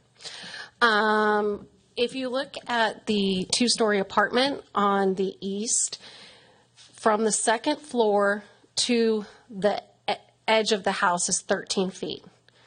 So that's actually a lot for the sun, and then the roof peaks. So when we're talking about the actual potential of shading on the solar panels, et cetera, I just don't see that being in, the afternoon sun and the 13 feet. So if that's helpful, I thought that was a good point to make. And I will say the landscape was really influenced by both Colby and Pam Hallen, and I have heard multiple times that this project is going to be kept up impeccably. So to answer your question of how it's going to be watered this is really intended to look fabulous. The fact of the retail, that was one of the reasons why the Jefferson Street elevation was kind of simple, was to really not have that 2nd floor apartments and things going around. So I think not only will the HOA document or the management associate document require it, but also I can share with you that the family's commitment is really to make it be impeccable. And those were my notes. So if you have any further questions as public comments, I would love to answer them as they come up. Okay. I have a question. Councilmember Knight. Thank you. Just to follow up on the portico share. So is that the space that's up there, each of the 2 condos have their own kind of covered, or they have their own private open space? Is that space that's above that driveway, is that for for that second-story studio apartment? Is it planned to be event space for the retail? I mean, it's a part of that third condo unit. Well, what's the purpose of that? Other than you said you have some solar equipment there, what generally, is it just for the apartment? It is just for the outdoor space for the residential apartment number 3. I think the very first public hearing at the ZDRB, there were some conversations about it being a party deck and things like that. I can assure you it's going to be conditioned of approval that zero commercial activity can happen on that second deck. It is also designed that way, will be maintained in the management documents. It is very much intended for simplicity and residential outdoor open space to comply with code. I also just had a curious question about for first responders and the fire department. Does a piece of an element like that affect the equipment that can go through when they approve something like that? Is the height allow for all their equipment to enter the parking space, or? The project has gone through Public Works and Building Department review, and I believe there is a condition of approval for the height of the porte cochere. Yeah, that's correct. Condition 1A is that they do have to have a minimum clearance of 13 feet 6, and that is from the fire department, so they can get there. That allows for most of their equipment to get through. Correct. Yeah, and any larger equipment, they would, usually trucks have a 300-foot drag hose. Right. So they would park on the street and drag from there. Yeah. Okay. So just generally looking at that, just my comments about the north wall, and I understand you had conversations with I know there's a compromise with the residents that are to the north of that. It's just that clear stories are I noticed you probably have some clear stories too also on the building, on the east elevation of the building. It's just that it just seems that space that they're looking down to is not really backyard or privacy. I know it's an issue for the residents. I just, hopefully, if there's any other features you can add, it seems like there'd be some benefit for the residents in those units there, that they'd have some ventilation, but I assume these are going to be just fixed clear stories, but or I don't know if they're going to be awnings or not, but it's just at some point I think adding some features around those windows will be beneficial, I think. I know there'll be a lot of landscaping, and maybe over time we won't see that north wall, but it's fairly stark compared to really the very attractive Jefferson Street elevation and the work you're doing on the corner. And so I think anything that you could add to improve that, I think would add to people walking up Jefferson and seeing that part of the elevation. What about just the den window and having it be a 1 and 3 window, because it would be looking into the front? It wouldn't be looking into the neighbor's yard. I wouldn't like to suggest bedroom or the 2 bathrooms, but I think that 1 den window and then just 3 clear stories would be quite elegant. Would you agree to that? Anyway, just a suggestion. I think some more window space or just structure on that face of that building would add to it. So, thank you. Thank you. Okay, so that's questions from us at this time. So I'm going to, before we start the rebuttal rounds, ask the public if they would like to come and provide us with any comments. You can come to the podium and state your name, and we have 5 minutes for each public. Thank you very much. Natalie Layton, President and CEO of the Yountville Chamber of Commerce.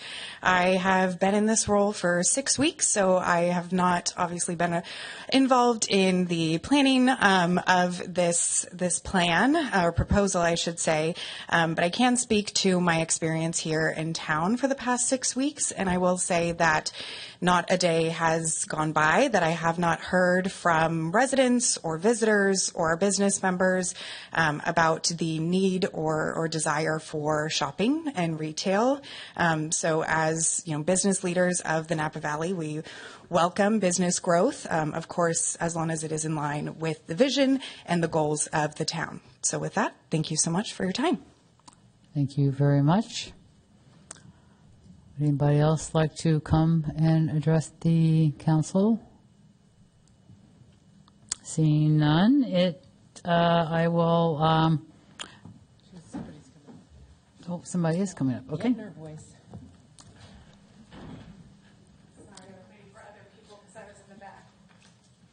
Hi, my name is Brenda Bernheim, and I happen to live on 6584 Jefferson, the teeny little driveway right at the corner of this property, off of where the sidewalk goes to nowhere.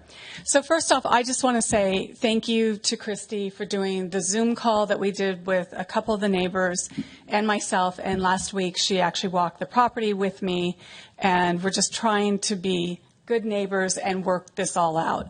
And I think all of us have concerns. It is a very big project. It's gone through many, many different changes here, and it seems like slowly we're getting to a point where we're trying to all work together and to appease the neighbors and the town of Yountville to try to make this a happy marriage. So with that being said, and with Christy coming over, the new fence design is 100% better than what we had. The black fence going around, we felt like we were just jailed in. So the new cement one with the vines being grown on both sides is amazing. It's softer. It's not a hard, heavy steel piece going around a new building. So we appreciate that and working with us on that. We also address the olive trees that are on kind of a dual property line. They're more on that vacant lot. And so as of, I think, last night, I saw an email that those trees need to be removed. So with that, we're kind of upset about that because it gives us a lot of privacy. And with those being removed, Christy has come to, I think it's alders. I think we're adding an alder in the one corner of the property and maybe one towards the sidewalk to nowhere, as I'm going to call it. Because I believe that black walnut is also coming down, which is very green and pretty right now. We've addressed the trash. We're very concerned about the trash at that one corner unit. We already have 9 cans that go out on Jefferson Street. 3 more adds 12. It's on a very tight corner on Jefferson, and I think 12 cans is a lot.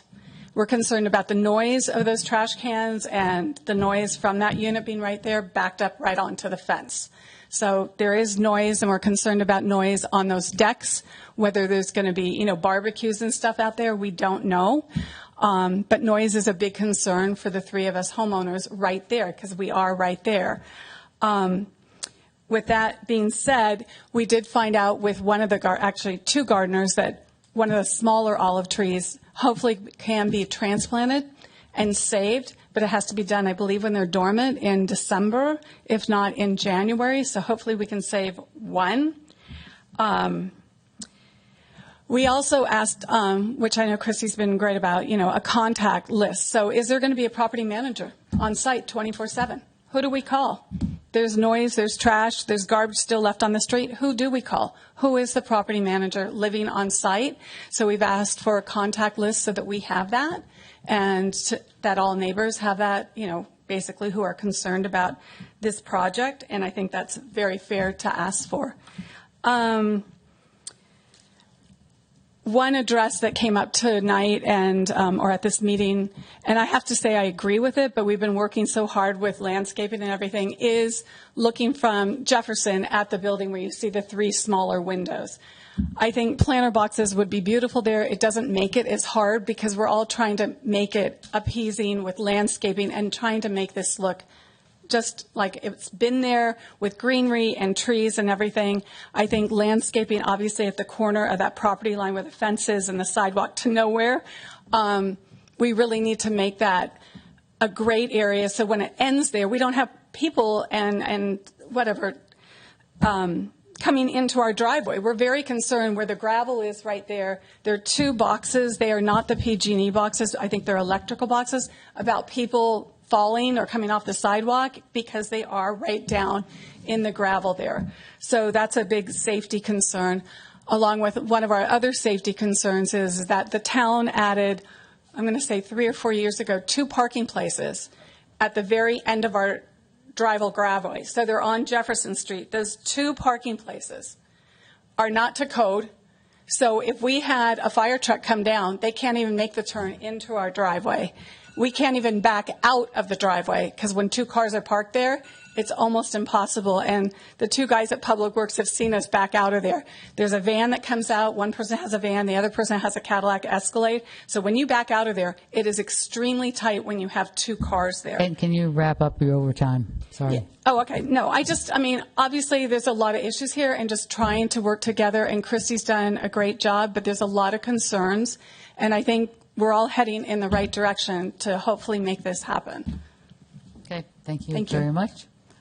Would anybody else like to come up, public comment?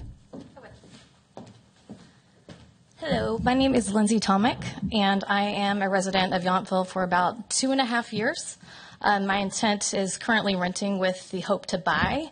However, I have a lot of concern about the community and the direction in terms of are we investing in the right types of people in order to ensure that we're moving the community in the right direction. What I like about this project is it does offer life. It gives meaning to asking some of my friends to want to be in this community and to kind of build a community here. So I really commend the fact that we're looking at a woman-owned business that could drive the community forward. So that's just my plea to the community on this project. Thank you very much.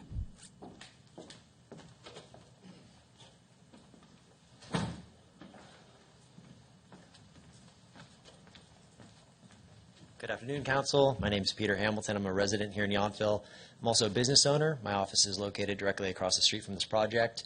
I probably spend more of my waking hours at that office than my home. So I've been staring at this vacant lot now for years, and I'm really excited that it's finally going to be activated. I urge the Council to adopt this resolution as presented today.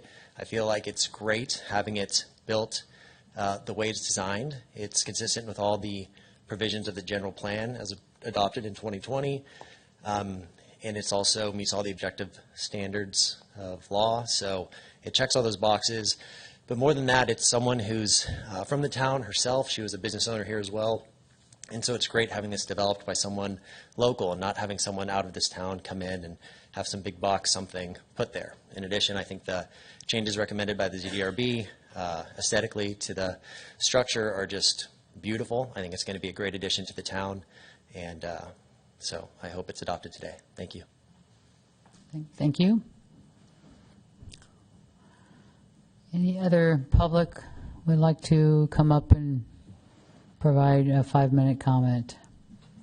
Seeing none, the next item on the list is time for the applicant to respond to any points that they've heard during the hearing, including any clarifying information or counter arguments you'd like to make. And then after applicant has rebuttal time, I'll go back to staff, and then one more time for council questions. I just wanted to share the applicant commitment to providing a construction contact list to all the neighbors on top of a project manager contact to all the neighbors for all of the, and I also want to say, thank you for BB just to come up and describe. We did talk through most of her concerns. The landscape plan, just to be clear, is the white alder in the corner, and that was, I think, the area that she was most concerned about, where the two existing olive trees are. The applicant is willing to have them transplanted, but there's nowhere for them to go, and they're kind of scraggly, so we can talk offline about that if she still wants that. Noise, I think the way the design is, it's very sheltered. Again, if there is any concern, there's going to be the contact information. And Mayor Moeller, I hope you saw the amount of effort we put towards garbage cans, and each one shares a compost. Everyone has their own recycling, their own garbage with a sharing of the compost. We have project committed to that one unit to only put their cans out on Jefferson. The remainder will be on Humboldt.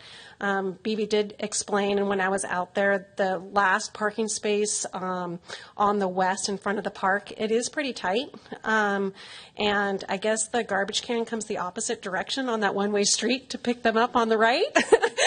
So that's where the arms go on the news information to me. And I think in front of Bobby's house, which is the front house, having a designated spot for those garbage garbage cans on garbage day actually would be something that I would encourage the Public Works Department to kind of look into just as a nice management.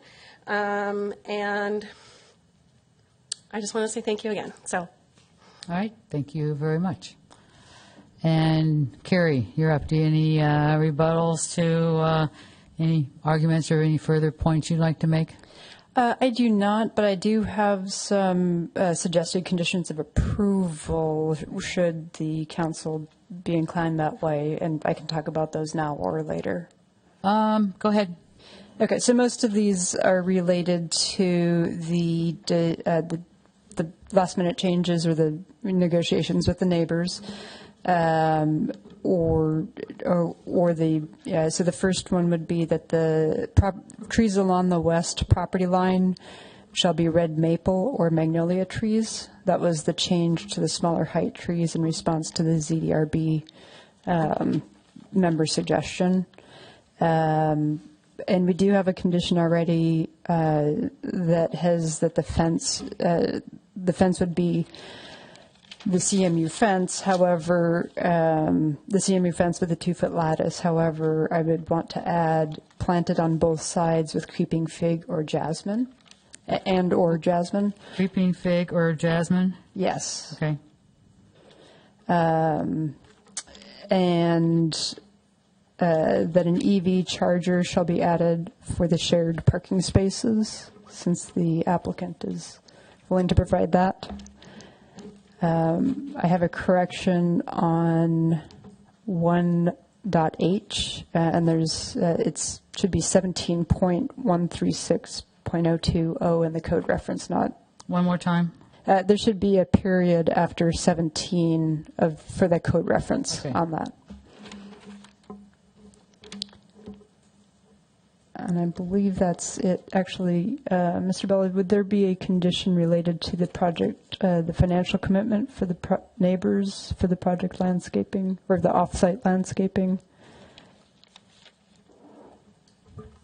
Yeah, I suppose we could add that in. What was your current plan? And this might be a question for the applicant to come up. One, confirm those changes, or if you have any issues with those conditions of approval that we've just read.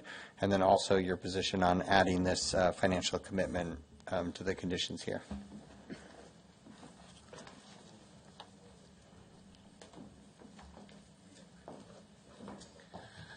the applicant agrees to those conditions, and in addition has put in a written comment, and we're happy to have it be as a project commitment. We would like that to be at time of building permit, and also some sort of proof that the applicant used the money for the trees.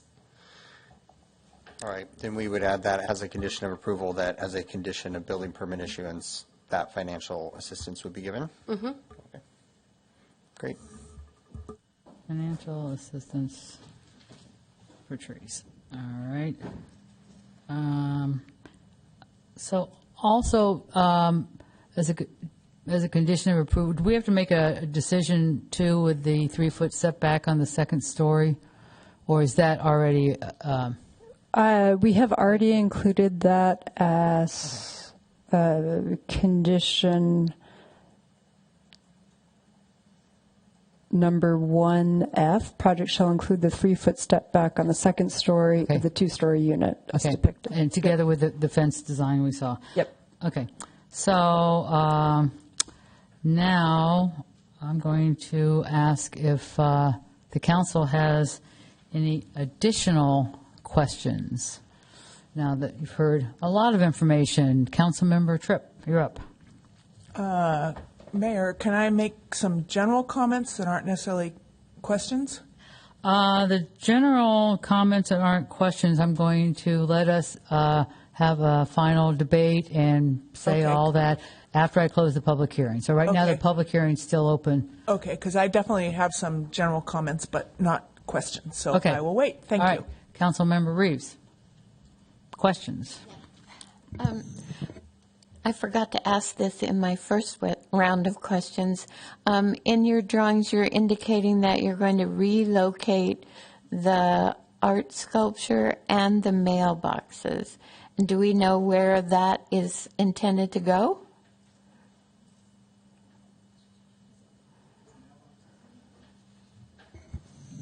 So I can address the art sculpture part of it. I'm not sure if this is shown in any of the slides that we have, but we kind of from the beginning we're proposing to do our own art sculpture on site that would also be the bike functioning as the bike rack. So it's the little, it's not fully designed yet. It's our, eventually we'll be working with an artist to make sure it's a little nicer looking. But the concept is that it would be an oak tree, and the root system would be the bike rack, and that will be located on that southeast corner. So that's a rough sketch right there. So that would be our public art component to the project. Right, but we have to move the sculpture that's there now. Whose job is that? Sure, and so I can address that and allow Sam to chip in. There is a condition of approval that the relocation of the public art sculpture as well as approval of the proposed, which was just pointed out, is subject to review by the town. So traditionally that starts at the Public Art Commission. Okay. And the mailbox? Is that a federal thing? Usually mailboxes are subject to the Postmaster General for location. So do you know whose mailbox it is? I apologize. Everybody on Humboldt, I am assuming. Okay. Yeah, I do not know where that would go. I believe, I don't know if it's exactly on any of the slides. I know it would be in your packet, I believe, but it is meant to be relocated in that same corner. So it would be in that area. Where the bike rack will be? Near there. So I'm not sure exactly where. I know there's a transformer there as well, but there are plans that show all of that. Okay. I just don't think they're one of our local slides. post office will help you. Okay. The final decision. Thank that you. They've moved some stuff. They have the ability to move and not move things, so you can start there first. All right, Councilmember Knight, questions? Thank you, Mayor. Thank you. In our meeting yesterday morning with the town manager, we were talking about trees on Humboldt, and he'd mentioned about the potential. Are there trees there that that the town could use or move, or would that be should that be a part of a condition of approval? So I did ask that of the applicant, and they are willing to, if the town wants any of those trees, to have them be relocated prior to, obviously, their building permit when they go on site. And so, yes, that should be added as a condition of approval. Thank you.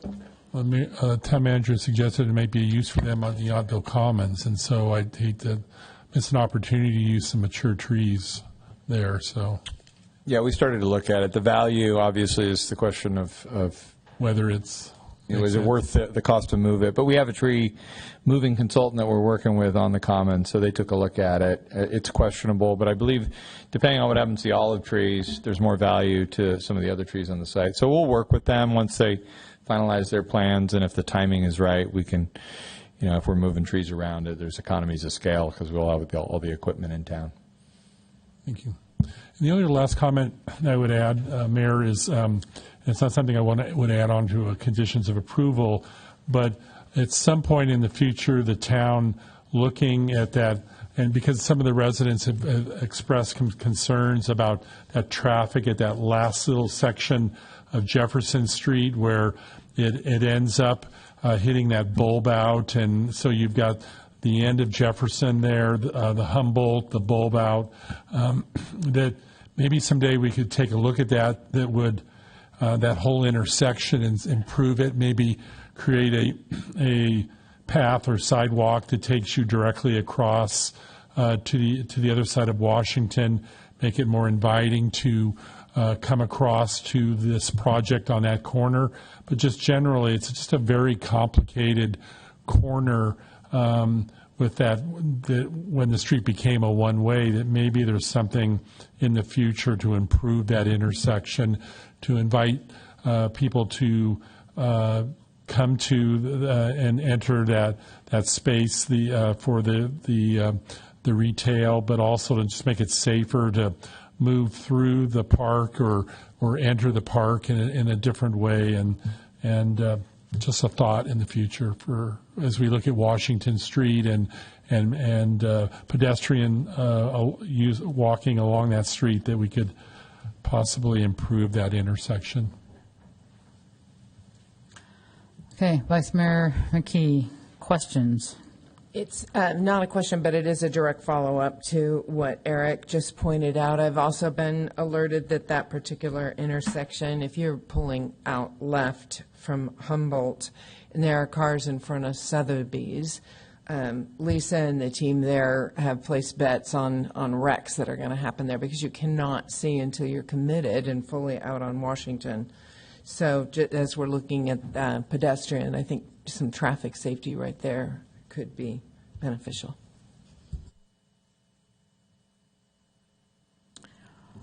Okay, any more council questions? If not, I think we're done. I'm going to close the public hearing and bring it back to council for deliberation, and then we'll consider a motion. So actually, let's do some deliberation, we'll make a motion, and then we'll deliberate that motion. How about that? So, Councilmember Tripp.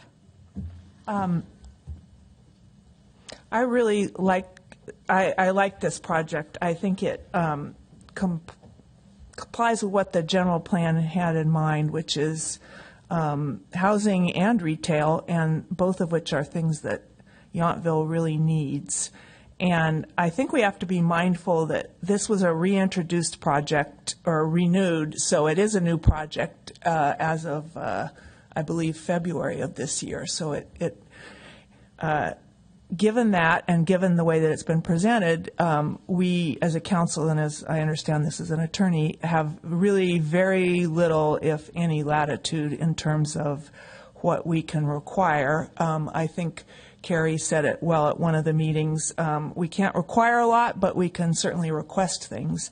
And so I would like to really applaud the applicant for meeting a large number of the requests, and really, I think, trying to be a very good neighbor because they were requests and not requirements. And I do get that development's unsettling, so I do understand the concern by the neighbors. But I think a lot of the work done by the ZDRB has made it a much, much better looking building in terms of the roof heights and the breaking up of the massing. And so I would really also like to thank the ZDRB for all the work that they put into it.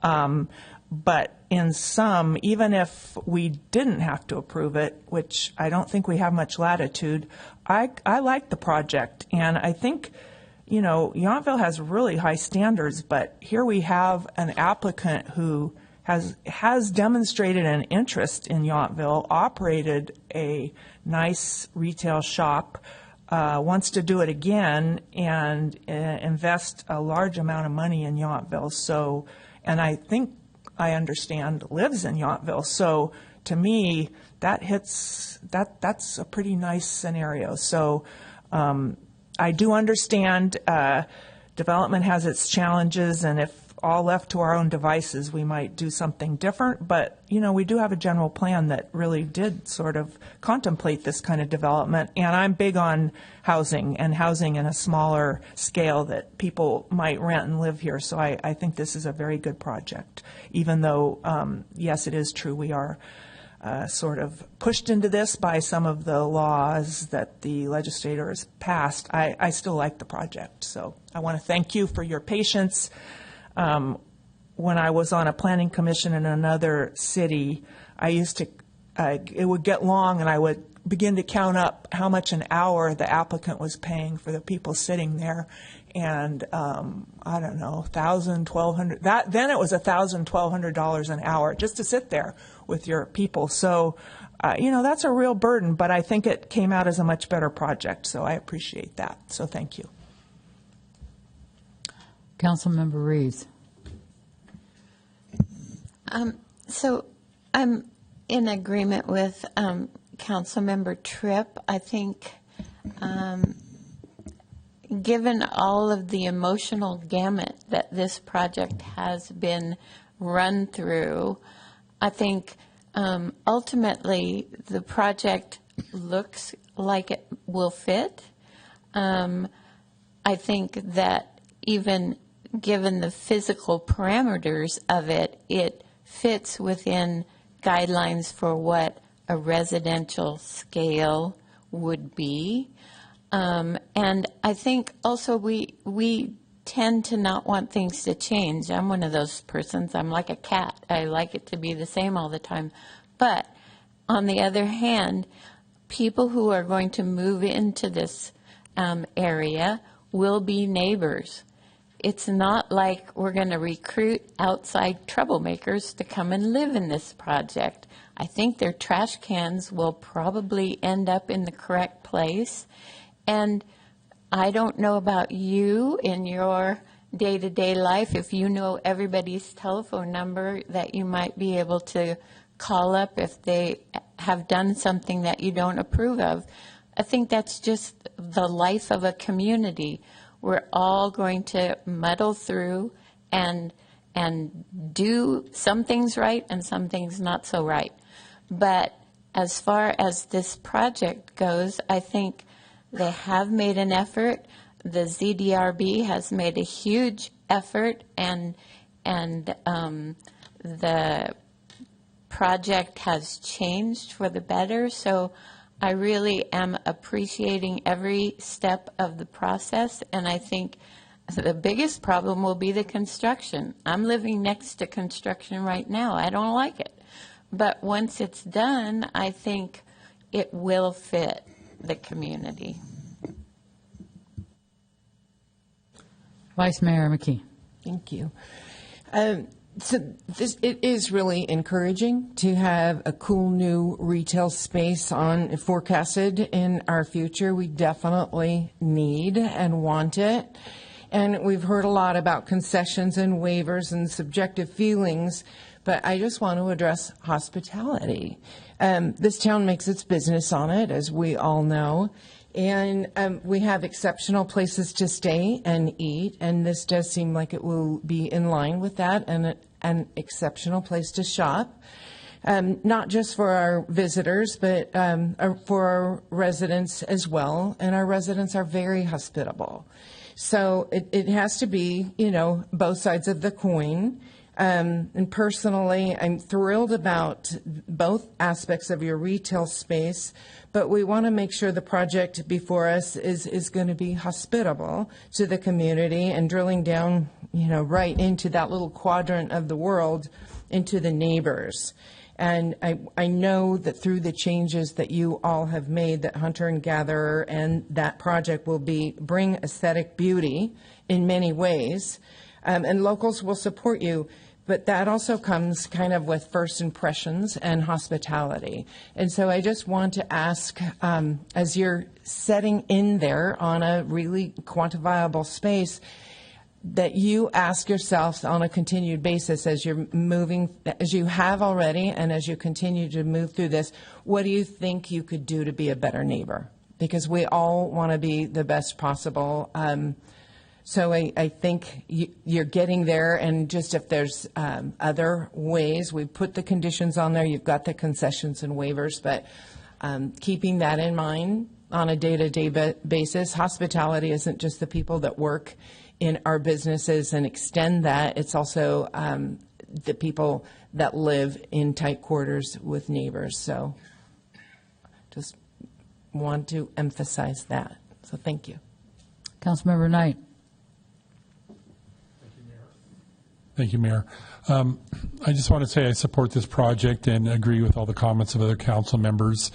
And I want to, this is a new project as of January. I want to thank the applicant for listening to the neighbors and for redesigning this project over a period of time. I think there's very interesting architecture. It will be a valuable addition to that stretch of Washington, and the housing will provide housing opportunities for people. So thank you for your design. I want to also thank the Zoning and Design Review Board for their contributions and for residents being very active and speaking up. It's all part of the process in our small town, and we work through things, and then we come together and make a decision and move forward. So I support this project. Good luck on the design and development, and for your hopefully very successful future retail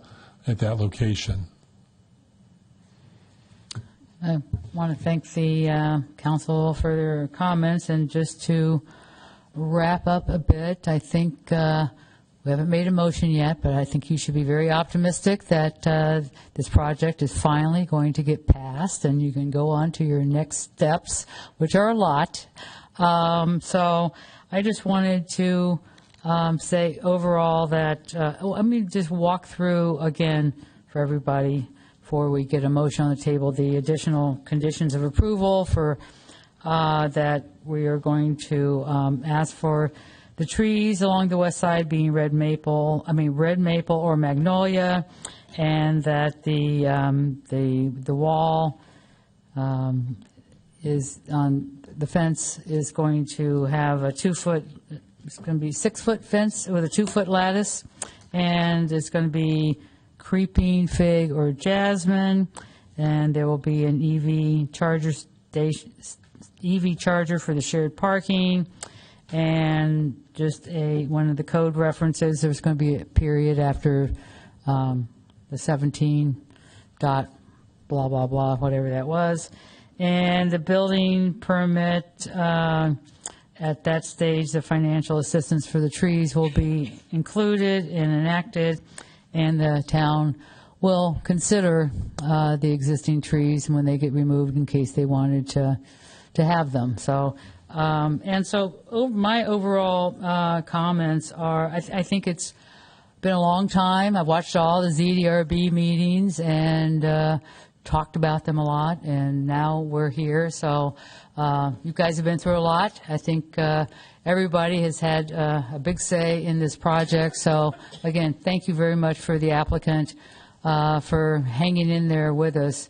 You've given us 5 residential units we didn't think we had, and I'm going to call it, 2 business units for shopping, which I think is going to be just a really great benefit to the town. And this is really the beginning, back to the general plan. In the general plan, a lot of Washington Street we've designated to be residential scaled commercial. So this is going to be really the first example of a lot of stuff that's probably going to be happening over the years. So you're the first one out there. You're kind of on Washington Street. It is kind of its own unique little corner of Yountville there.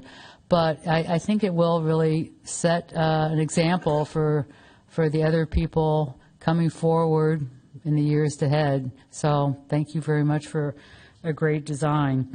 And so with that, I would entertain a motion with the additional conditions of approval that I just Mayor? read off. Yes, Councilmember Reese. I just ask one question of Gary.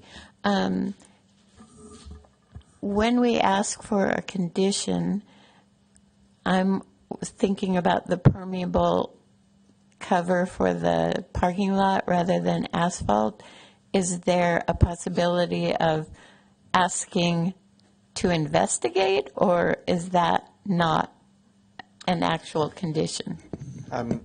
Yes, you can put conditions in that require some sort of evaluation, if that's what you're speaking to, not necessarily the installation or the use of that. And then I would suggest getting the applicant's input and then getting their feedback and agreement to that before proceeding.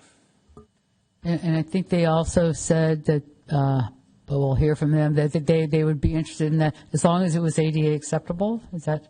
Can you come up to the microphone real quick? I don't need to reopen the public hearing, We're do I, happy Gary? to do that investigation, and it's something that we're willing to do if it. I know our civil's not here, nor our landscape architect, and an ADA consultant has to approve all of this, so I'm hesitant to say we could definitely do it, but we're more than willing to look into it. So as long as your other council members agree, that can be part of the motion. Okay. Does everybody agree or no? Agree. I agree. Agree to the addition. Okay. So we'll just add that as the seventh additional, yes, condition that the applicant consider, depending on a lot of ADA and other pieces of your team agreeing that it's certainly feasible to do. All right. So with that, how about a motion and a second and a final round of deliberations? Are we moving, Mayor, you're suggesting we're moving the resolution 25-4369 Yes. and not having to add the conditions as a separate.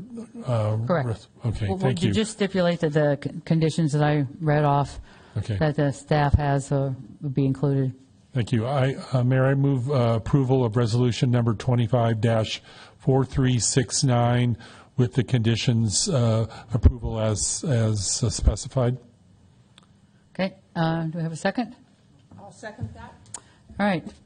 For the vote, and we'll do a ballot for, okay. We'll use our buttons for that vote. Any final debate on the motion on the table? I think we've finally got an elected body that's speechless, so congratulations. So with that, we're going to use our buttons to vote.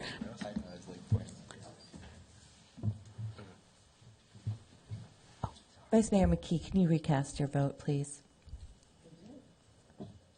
You know, I didn't want to talk. oh, yeah, you put, yeah. No, I did. Same time you guys did. I'm stuck. Want to clear us? Reboot? Try again, please. So let me hit clear and abstain. She said yes first, now I'm stuck in the voice. That passes unanimously. Oh, Yes. great. Thank you. Well, congratulations. A lot of hard work has finally paid off tonight, so thank you very much. I think I'll call for a break until 5:30 if council doesn't object. No, I don't think so. Okay, great. Thank you.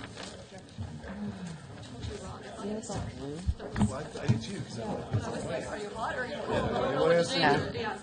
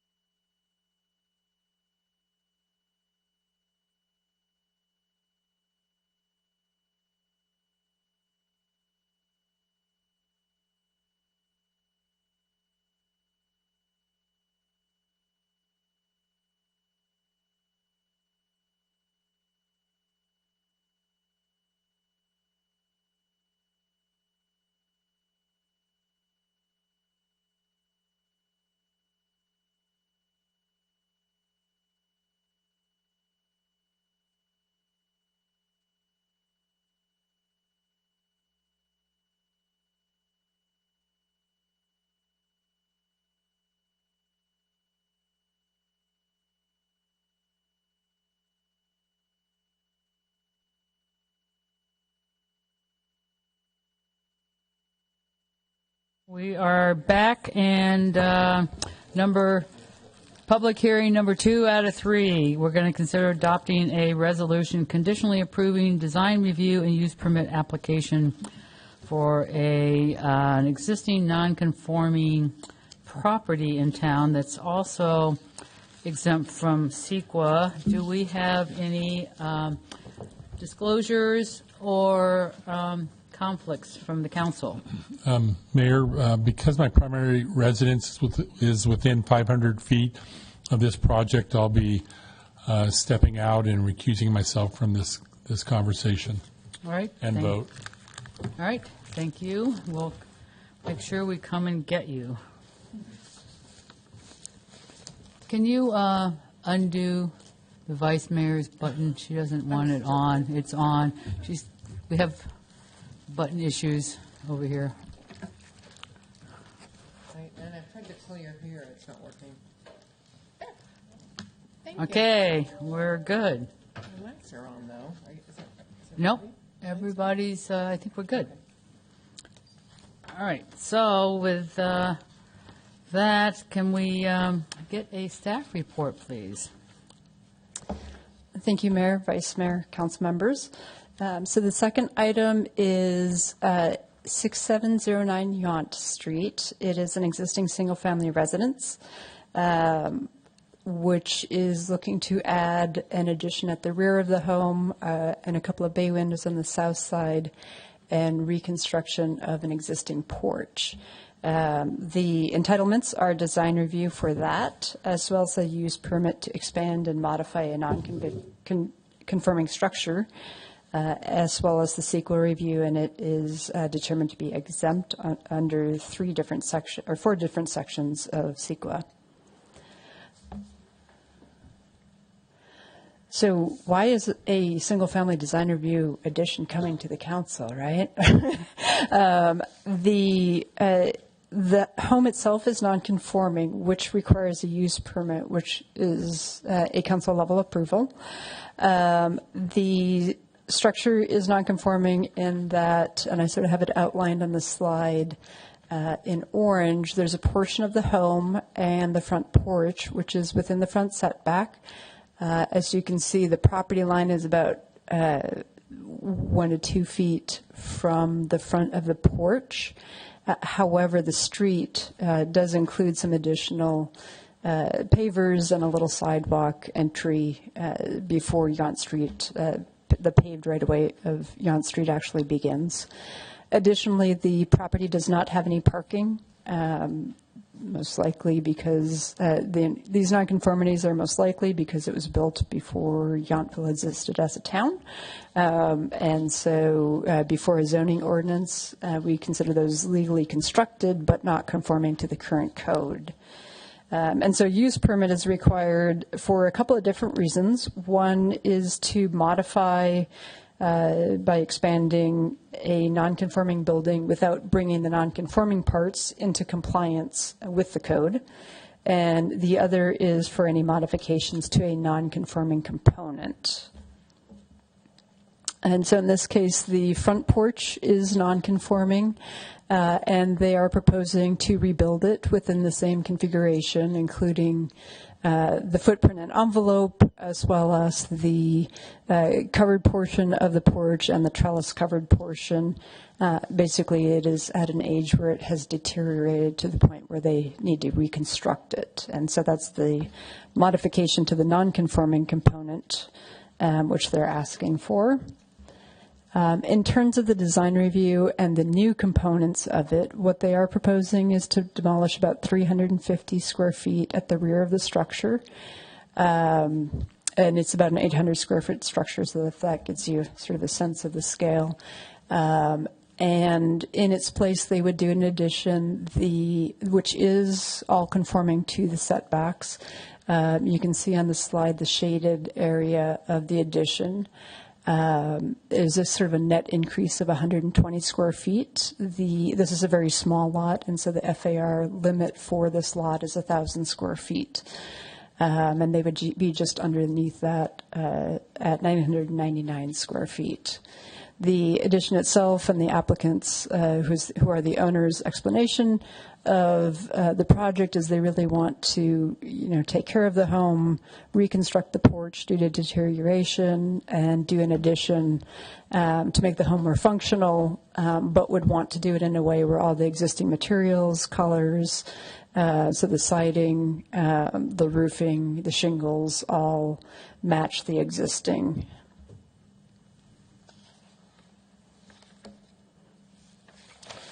We do have one specific condition of approval, which is not part of kind of the more standard conditions, and that is that the porch would be reconstructed within the current envelope. They did have a prior proposal that would have expanded it's sort of in purple on the left there, that would have expanded the porch to extend to where the bay windows are, and that actually gives you a little view of where the addition in the back and the bay windows on the side that would extend out from the living room. Since that's not allowed without a variance, we're proposing that it just be reconstructed within the existing envelope, and they are fine with that and actually have provided some updated plans that show it within that. But we do have a condition 1A to make sure that that's clear. In terms of support for keeping the non-conforming element of the porch, the one thing I can say is that if you walk around Old Town, the porches are a key element of the character, and the way this is done, you would want that rebuilt. So the use permit allows for that, as well as the additions, which are all one story and abide by the setbacks for what will still be a pretty small house. So. Staff is supportive of this. The ZDRB, when they held their hearing, were very pleased with the keeping with the Old Town aesthetic and appreciated the applicant's work to do that and to really be in tone with that. And the resolution from the ZDRB was approved unanimously with encouragement, I would say. So we are asking you to hold a public hearing and adopt Resolution 254370, which would approve the design review, the use permit, and find the project exempt from CEQA, with the one condition regarding the porch construction within existing envelope. And Mayor Mueller, the applicant is here, Mr. Stephen Kay. He does not have a presentation, but he's available for questions. All right, great. So I'll go ahead and open the public hearing. And so would you like to just come up and say hello, and then I'll ask council for questions. Thank you, Mayor, Vice Mayor, council members. I don't really have anything to add, but I'd love to answer any questions that you may have. I will add, actually, that... Can you state your name for everybody if they don't know you? For the record, my name is Stephen Kay. Okay, and, thank you. Yes. We're just, we're in love with the house. We have been since we purchased it in 2014. And we think the character of the house is pretty special. And our one worry with this project really is doing anything to upset that. So we're really in a preservation mode. I don't think we would be talking here if the house didn't need work, but it does. So anyway. All right, well, welcome to your first council meeting. Thank you. Okay. All right, so back to council. Did we lose? Oh, he had a conflict. Thank you very much for reminding me. Maybe I'm going brain dead first. Anyway, council questions for staff or the applicant. Councilmember Tripp. Quick question, and maybe this is here and I missed it. How big is the lot? It's 3,000 something. Sorry, it is. Yeah, it's less than 4,000 square feet. Okay. The exact numbers in the staff report, and I can pull that up. Yeah, that's good. Thank you. Thank you. And just in general terms, I really applaud that we are not looking at somebody tearing this really wonderful little house down or doing something really dramatic. So thank you. Vice Mayor, don't hit that button. Just tell me. I also applaud that we're not making a McMansion out of a once old house that had charm. And you're going to retain the charm and the consistencies of the design. I am curious, and you probably covered this, Carrie, but the expansion of the front porch, will that go all the way continuous through the back of the house into the addition, or what's the big point about the 2.5 feet expansion? So there, it was just to the side, but it's within the front setback, and so it's non-conforming.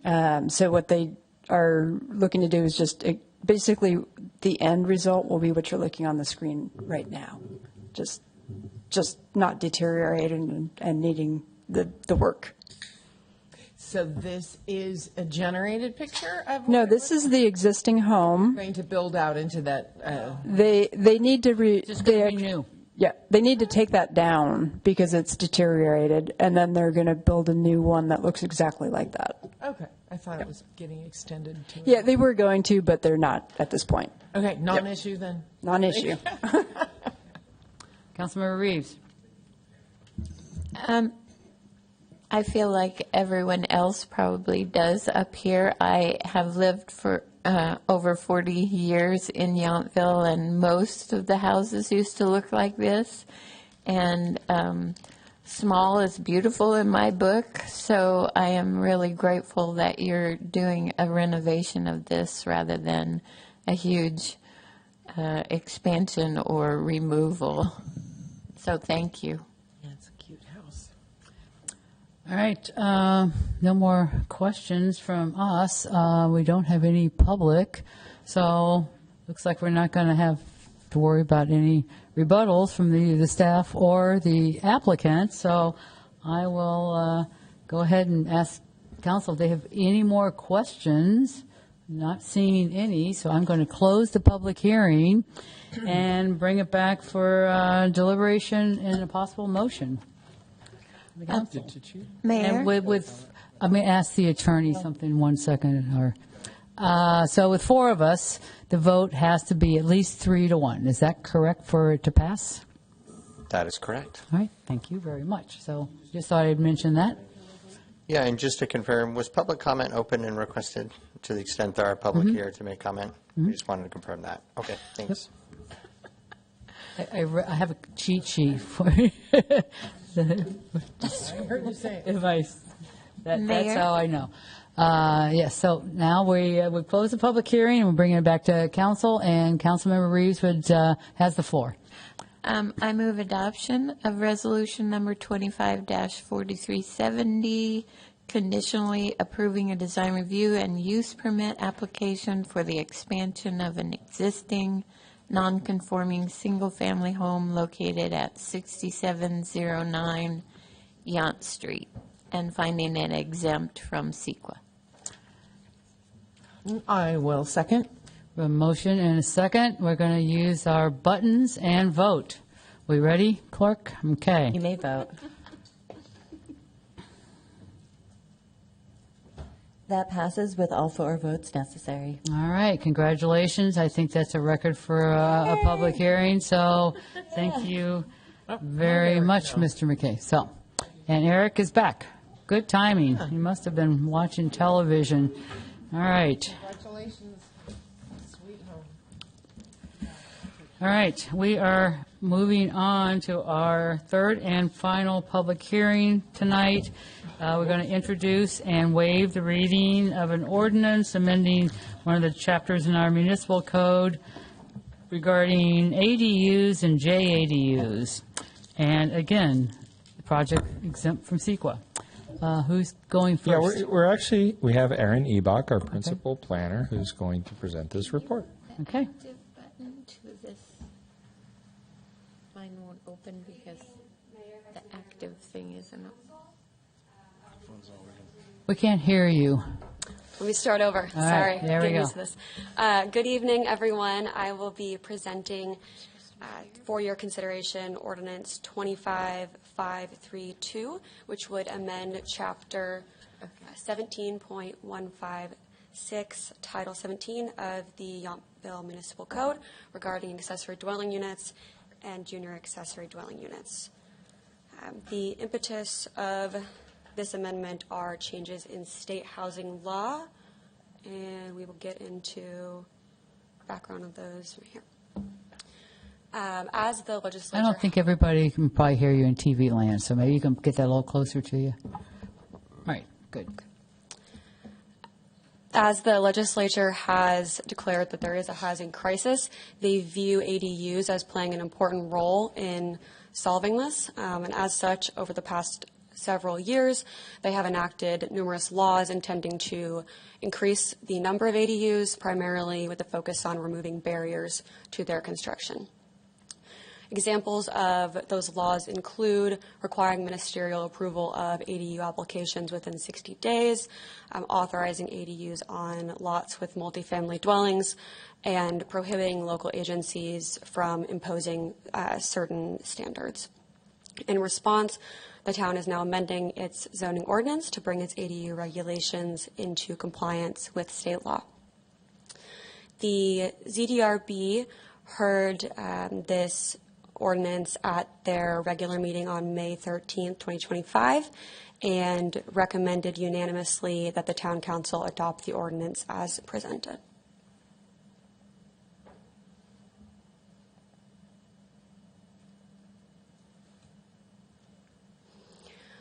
Since the town's ADU ordinance was last amended, the legislature has adopted laws imposing new standards and methods for processing ADUs. These include items such as prohibiting owner occupancy requirements, requiring local jurisdictions have programs for pre-approved plans attached to ADUs, defining terms such as livable space, specifying uncovered off-street parking that is demolished for the construction of an ADU is not required to be replaced, authorizing up to 8 detached ADUs on lots with existing multifamily dwellings, provided that that number of ADUs does not exceed the number of existing dwellings, and authorizing the conveyance of ADUs separate from the primary dwelling if certain circumstances are met. This specific ordinance amendment would revise standards related to privacy, landscaping, architecture, and appearance to be objective. It would specify that the total floor area of an attached ADU may not exceed 50% of the primary dwelling. It would clarify connection fee and capacity charges and how they may be charged. Revises owner occupancy requirements to apply only to JADUs, as state law now prohibits requiring owner occupancy for ADUs, and adds specific deed restriction language for the creation of a JADU, specifies the process for a pre-approval of ADU plans, as well as a shorter 30-day review period that is applicable to the applications that utilize such pre-approved plans, and makes other clerical revisions for internal consistency and consistency with the statutory language, including updated citations to the California Governmental Code following the recent renumbering due to state law changes.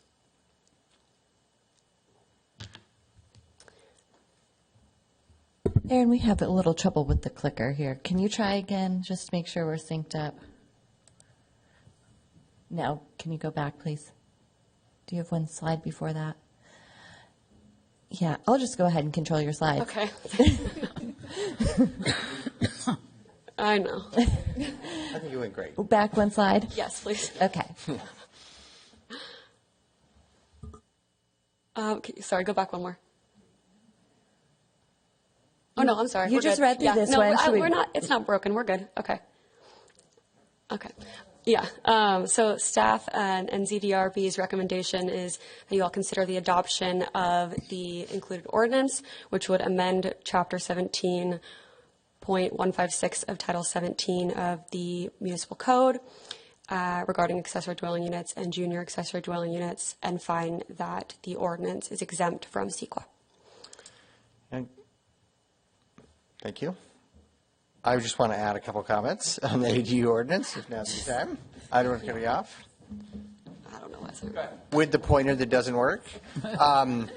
So just a couple comments on the ADU ordinances here. So the legislature revises these laws just about every year, sometimes multiple times a year. And then we review those laws, and sometimes they require updates to your ordinance, sometimes they don't.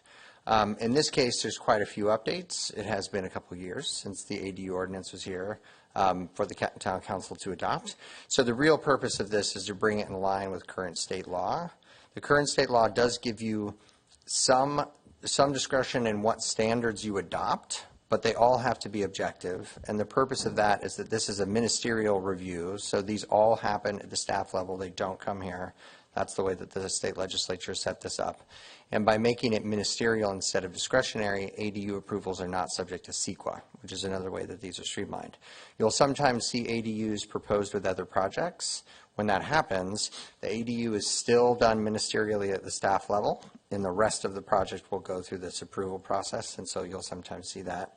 And so it's something that can be mentioned or noted in the application, but it's still subject to this other process. So there are some standards in here that you've probably noticed, things like washer and dryer and other things that are in here. Those are objective standards, and we've gone through and redrafted those to make sure that they are. There's some discretion on whether or not to include them, but as long as they're all objective and there isn't any prohibition in the state law, they can be included. So the starting point here is the ADU ordinance that has been reviewed and thought about and debated in the past, and then updated as required under state law. So happy to answer any questions. All right. Thank you very much for the staff reports. Council questions. Councilmember Tripp. I had two questions. One is of our town attorney. So this updates the existing ADU ordinance to meet with the new legislative requirements. So you mentioned things like washers and dryers. I'm assuming we have not added any new requirements. The only thing that's being changed in essence are things that we have to change, not anything that was something that we opted to a change in That's our ordinances. Correct. Yeah, that's correct. We took what was currently in the ordinance, revised it as needed under state law. Okay, so we haven't added anything. Okay, so that was one. And then I haven't been on this topic for a while, but I used to be always talking about the ADUs. And I would just like to point out, I found this really fascinating because I used to live right near Piedmont, which is a very affluent community. They have met all their RENA numbers, apparently, just through ADUs. Partly because they don't have any other space left in terms of lots, but they're very similar to Yountville, which really doesn't have much to do with us because we're going to build a bunch of affordable housing. But it is interesting. ADUs are moving the dial, and everybody was really sort of suspect about that idea, but in a lot of places they are. So my next question, though, is, and I know a lot of people don't like this, but this idea of pre-approved detached ADU plans is I don't think we have, maybe we do have those now. We do. So we currently participate in the Napa Sonoma ADU Collaborative, okay. Which is an online repository for a number of approved plans. Okay, so are we going to have to make any changes to meet this requirement that we have pre-approved detached ADU plans? Not that I'm aware of, no. I believe that those would fulfill that requirement. Okay, so if I went, and then I won't keep on this topic, but if I am familiar with that joint project for ADUs. If I went and picked out a plan that was on that website, and otherwise it met the objective criteria in our ordinance, that would satisfy the planning department. Yes, it would still undergo building review, okay. and planning review in terms of the specific site. Okay. But the overall plan would suffice. And it would be under that 30-day approval deadline. Okay. Yeah, thank you. Yeah, I think that's a really good point for the public. That's a question I get most often. Okay, I might want to build something over my garage or an ADU. Where do I start? So really letting them know that those are available, and sometimes it's just not having a blank piece of paper to kind of get you started. I think that's. I haven't really looked at it yet. I don't know if there's any plans for over the garage, but I hear that a lot from people because we've got some pretty built out FARs on small lots around. So anyway, we'll try to broadcast that maybe for people. Maybe it could be something in a future Yountville connection. Who knows? Anyway, Councilmember Reeves. Yes, I don't have any questions except a question for the council. There is a it's an objective standard for washer-dryer hookup for ADUs, and that's for whatever size ADU you choose.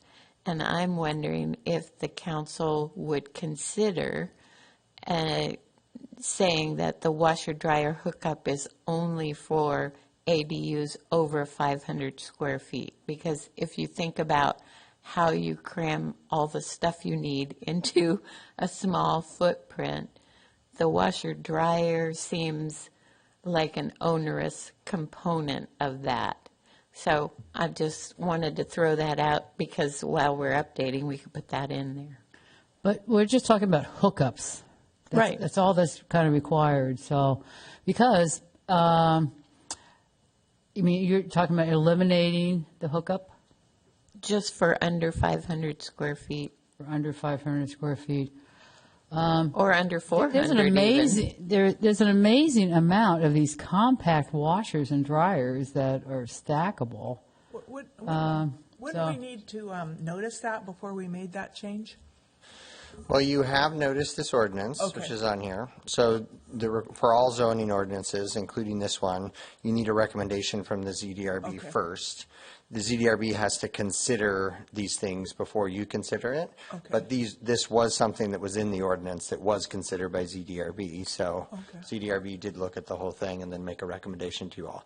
And they could have recommended that you adopt it as amended or propose changes. Those are always things that ZDRB could do when they make a recommendation to you. So we could make that change, and then really quickly, that doesn't apply the washer-dryer to JADUs, does it? It does not. There's an exemption in the ordinance specifically for all JADUs, which are by their nature smaller. And I just also wanted to mention that there are some of these European things. I've just seen them in very small apartments over there. They're a washer and a dryer in one small unit. Mhm. So Takes all day. Yeah, well, I know it For does one take all load. day, but it's so hard to find a laundromat any place. But we're going to build one. And then there's, I remember sitting here having discussions about clotheslines and, people not wanting clotheslines and people wanting clotheslines. I don't know, it just seems to, just having the hookup, I guess, doesn't really hurt. What would be the benefit of banning washers and dryers? Not banning, just exempting under a certain square footage of unit. Okay, so the owner wouldn't have to build it. Right. Because it could be added later. Yeah. Okay. Not banning. Okay, not banning. I'll just offer one thing, because, obviously the benefit is lower cost, and you hopefully get more because you're exempting things. But I do think since the state laws are changing so regularly, from my view, from an administrative standpoint, it's best to stick with what they're doing, because when we start to tweak it a little bit, it gets challenging to keep up. And I think for the planners and also for the developers, they know the rules because all the cities are the same. So even though there may be things that are Yountville specific, this is to me like, I understand and I appreciate the sentiment, but I do think like this is going to change again in a year and we're trying to keep up, and usually easier administratively just to sort of go with the flow. But I just offer that as, for your consideration. But the requirement for a washer dryer in an ADU is not a state requirement, is it?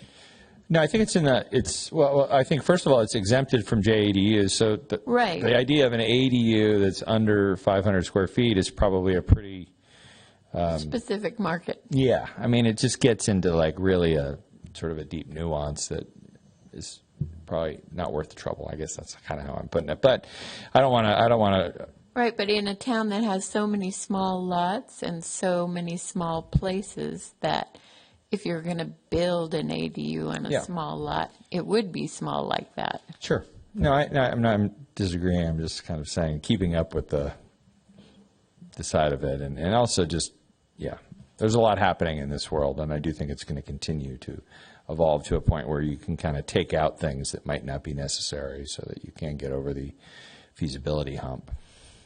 Right, I'm just looking at the feasibility hump right now, which Sure. is for people who are considering a smaller ADU. Sure. I don't know. No, it's a good question. There's any Just- support for that. Have you penciled it out for your? Yeah, I mean, No, hookups aren't that it's not about the. It's not about the expense. It's about the space, right? That it is required to have, even if it's all in one unit. It's taking up a refrigerator's worth of space. Yeah. No, and I think it's more, to me, like we're all getting into these pre-approved plans, these prefab plans. They're all consistent with the current state law, and so that's Yeah. where it's like it'll already have it designed into the ADU. And there's a lot of options and opportunities, and I do think it'll keep getting better. So I'm just, Okay. you know. Councilmember Tripp, opinion? I'm not against it, but I would actually like to, I'm not, whoops, I'm sorry. I am getting brain dead. I'm not against it. I like the idea, but I would want to get more information. My sense is most of the Yountville ADUs are connected with people who are building new homes or remodeling big homes, and they're using it just as an additional space. But if there were people who really were building them and renting them as studios, I would consider it, but I would want to have a little more information, I guess is all I'm trying to say, and not do it necessarily on the fly, although I understand it would have to go back through the process. Councilmember Knight, opinion? We're talking about the washer and dryer hookup right now. I'm fine with not requiring a washer and dryer hookup for a unit maybe less than 350 square feet. It's fine with me. I mean, I don't. That's the size of a. You can build one under 300. Well, you're talking about the. We're talking about some studios we approved today that are only 319 square feet. Right. So, so I mean, these are pretty small units, and I agree with the mayor. I mean, you can buy things, hookups and stackables and things that are very small, but anything that would facilitate it, I don't have a problem with just promoting.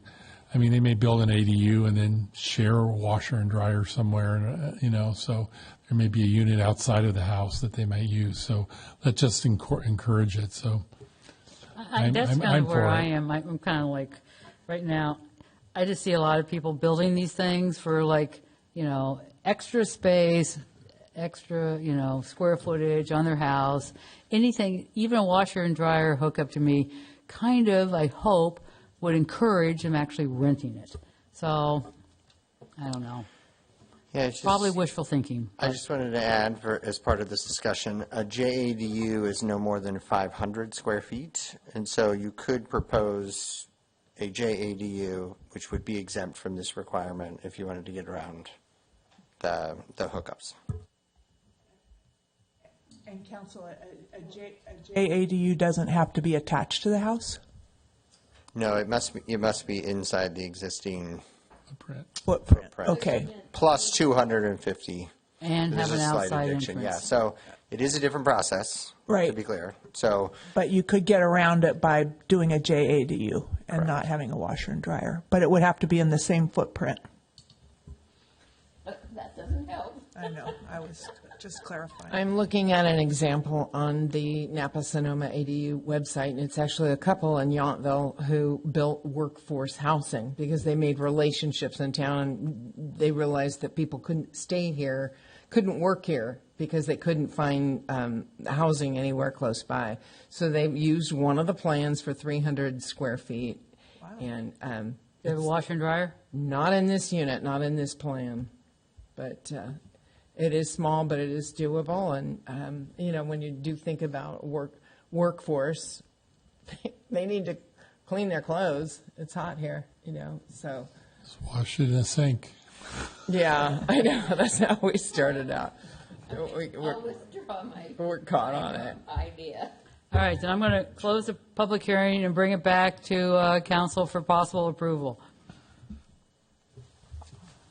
Seeing, well, introduce and waive the first reading. and introduce and waive the first reading. Thank you. Mayor, I'll introduce ordinance number 25-532, an ordinance, the Town of Council of the Town of Yountville amending Chapter 17.156 of Title 17 of the Yountville Municipal Code regarding accessory dwelling units and junior accessory dwelling units, and waive the reading. All right. Great. We have a motion and a second. Buttons, everybody.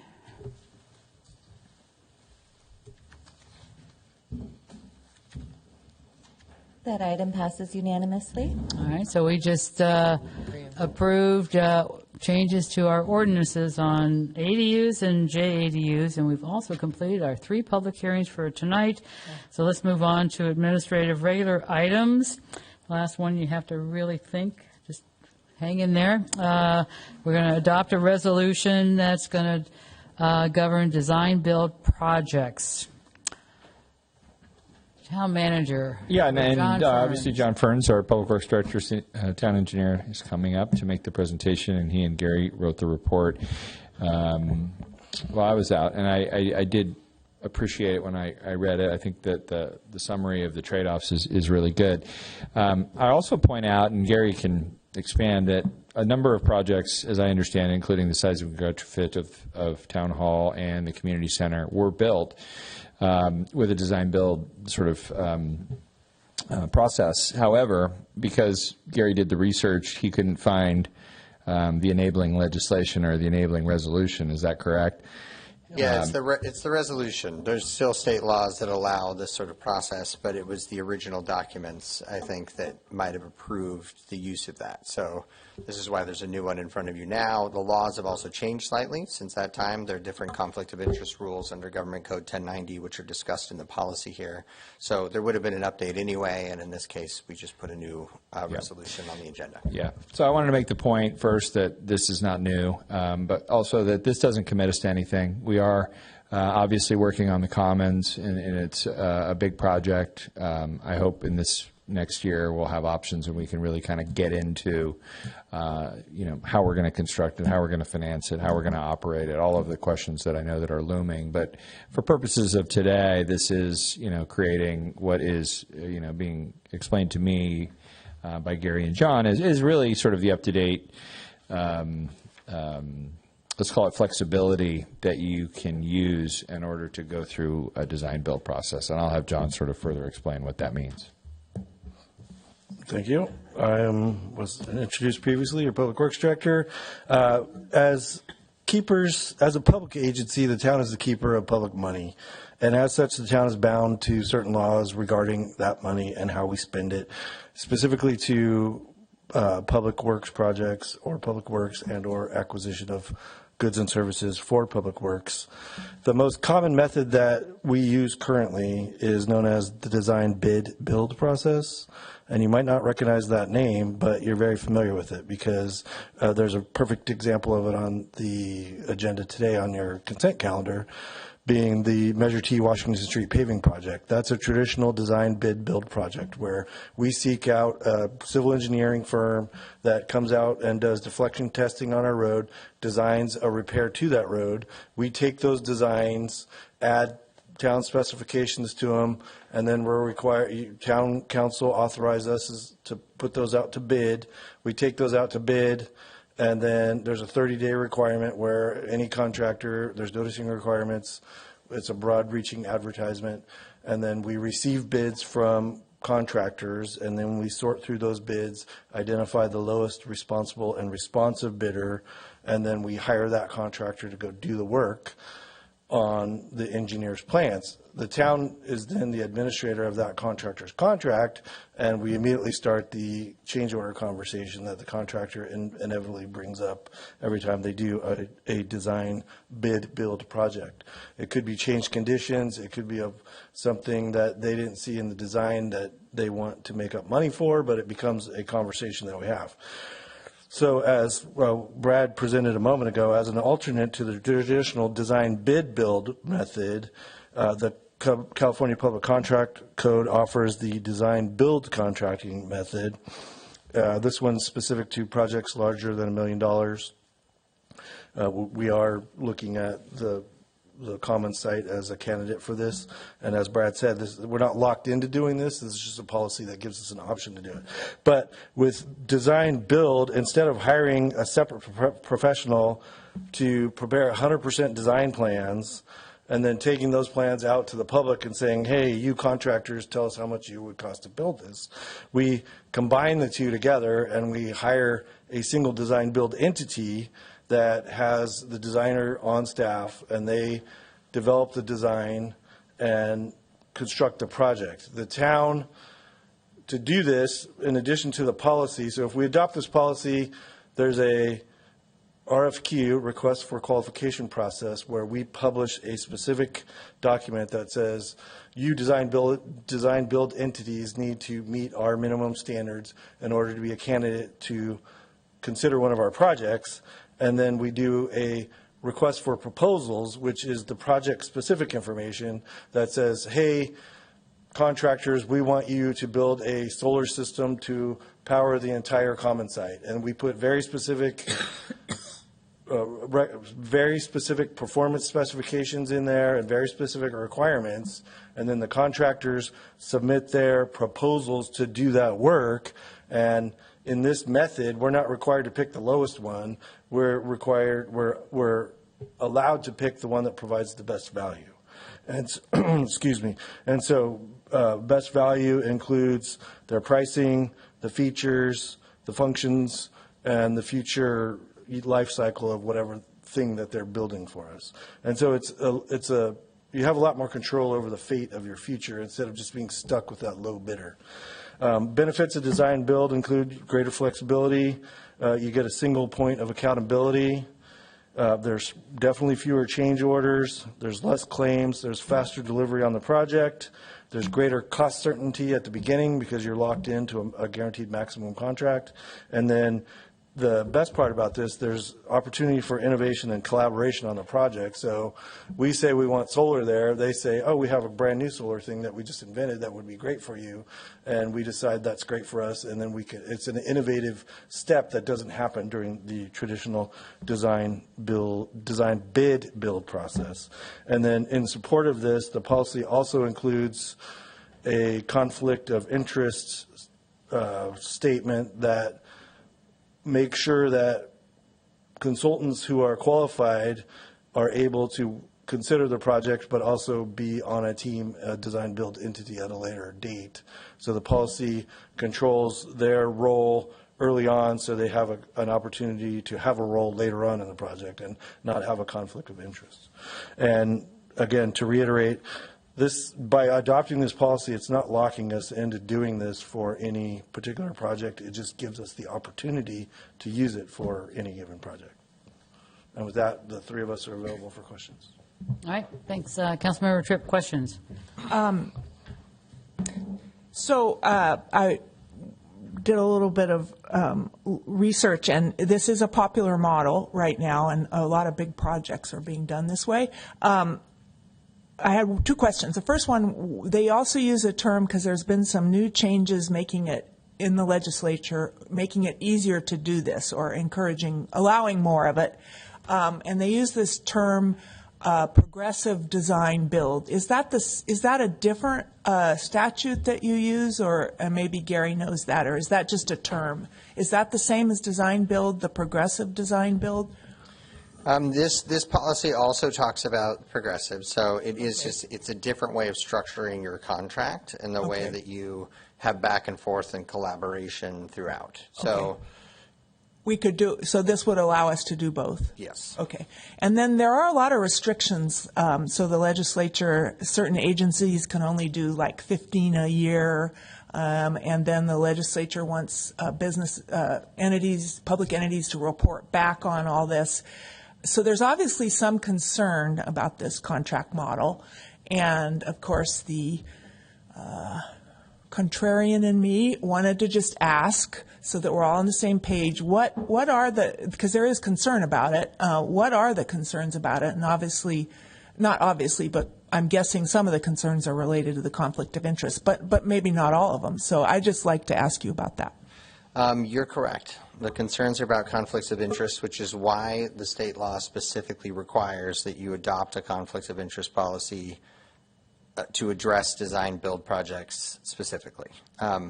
So part of why the legislature has historically required a design bid build is to separate the functions, and the separate functions reduces the self-interest that might lead to a particular type of design that might give you some advantage or something else later on if you were also constructing it, right? So if you hire a single firm to just design it, the idea is that that firm's only interest is in designing it the best thing for you.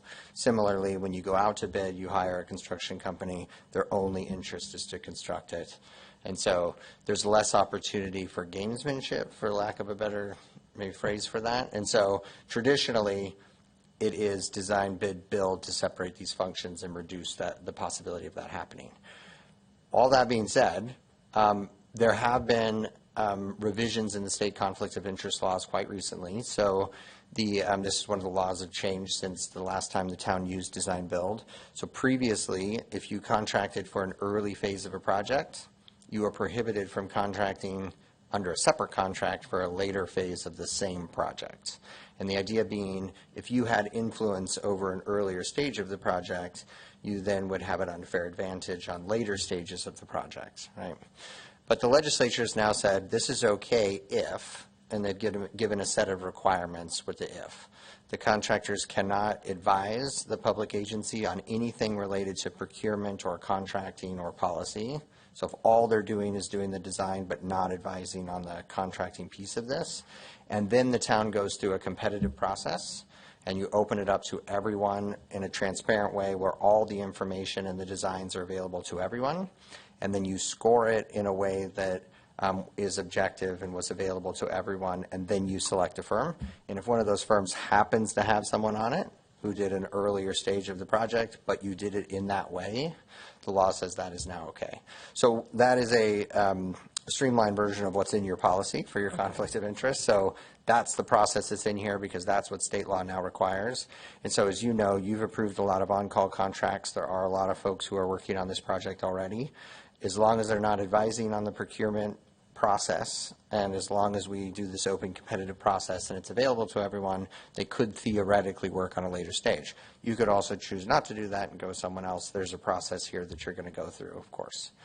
So that's why the RFQ process is here. That's why the RFP process is here, to ensure that it's open and transparent to anyone who wants to bid on it. Okay, and I really, right, and John started his memo with something I liked, which is it's all public money.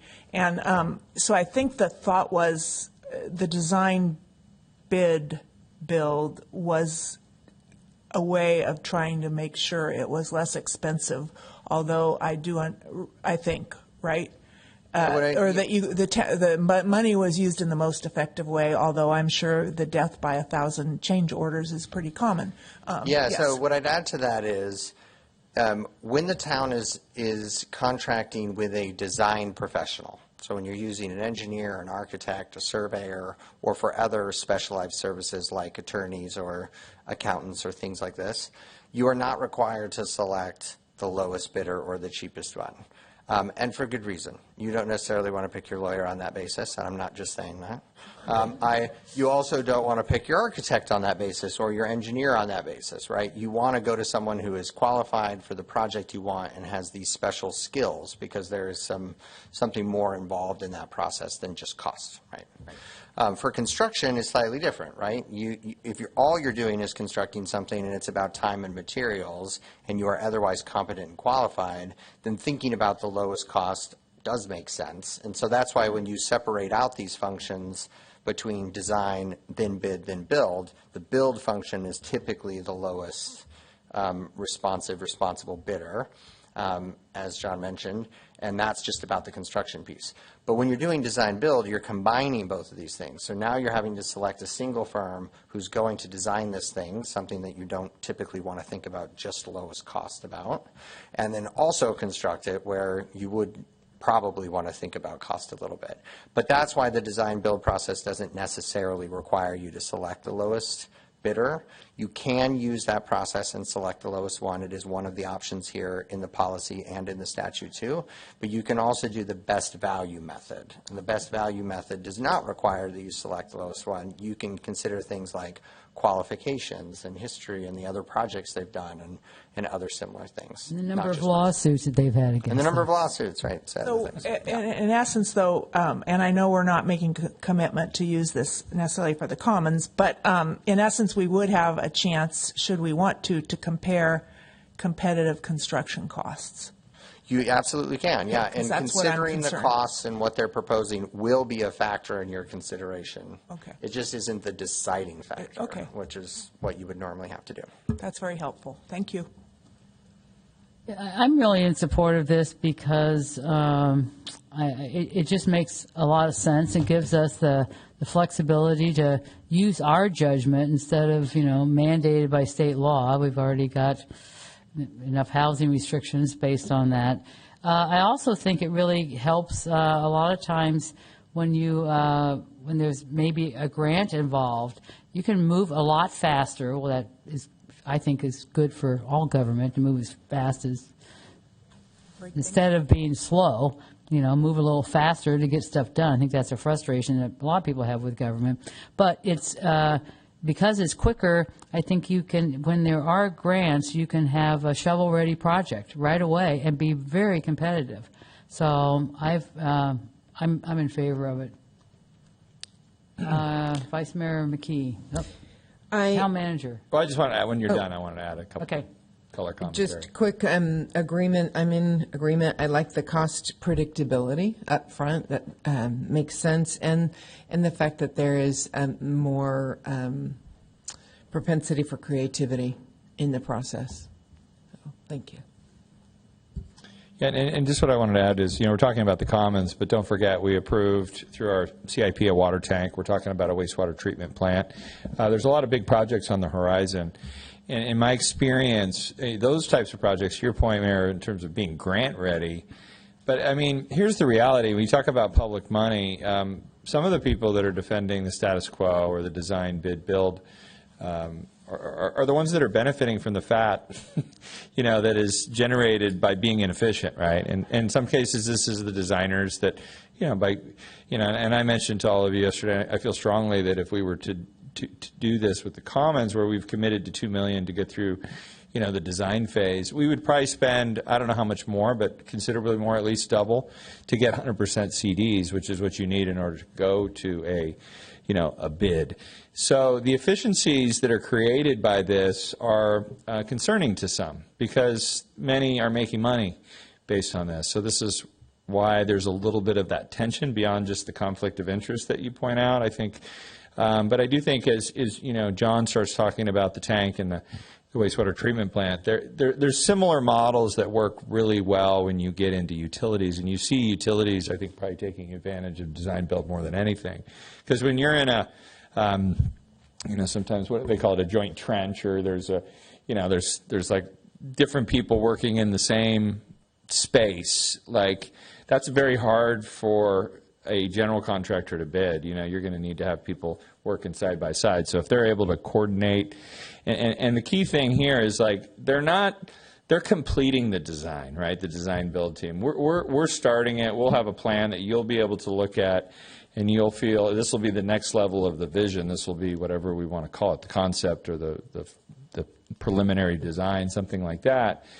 And then you get the innovation or the efficiency that comes from people finishing the design, because that's where the trades and the experts can get in and make things more efficient, more cost-effective, et cetera. So, again, I know we're all talking about the commons, but I don't want us to forget what we're also working on, on the utility side, because I think it actually probably will benefit those projects, in my view, a lot more than it would something, because this is a complicated project. Those are complicated but relatively simple, because they're basically things that have been done many times, water tanks and wastewater treatment plants, et cetera. So I just wanted to point that out because, I think this is a key tool, but, we'll make sure we go through a process so that you and obviously the community are aware of the money that's being spent and how we intend to finance these projects.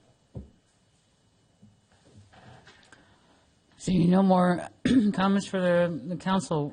So we have a resolution. Can we get a motion? I move adoption of resolution number 25-4371, adopting a policy governing design build project procurement and conflict of interests in design build projects.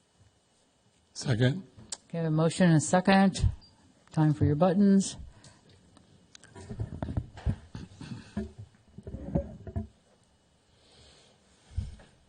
And that item passes unanimously.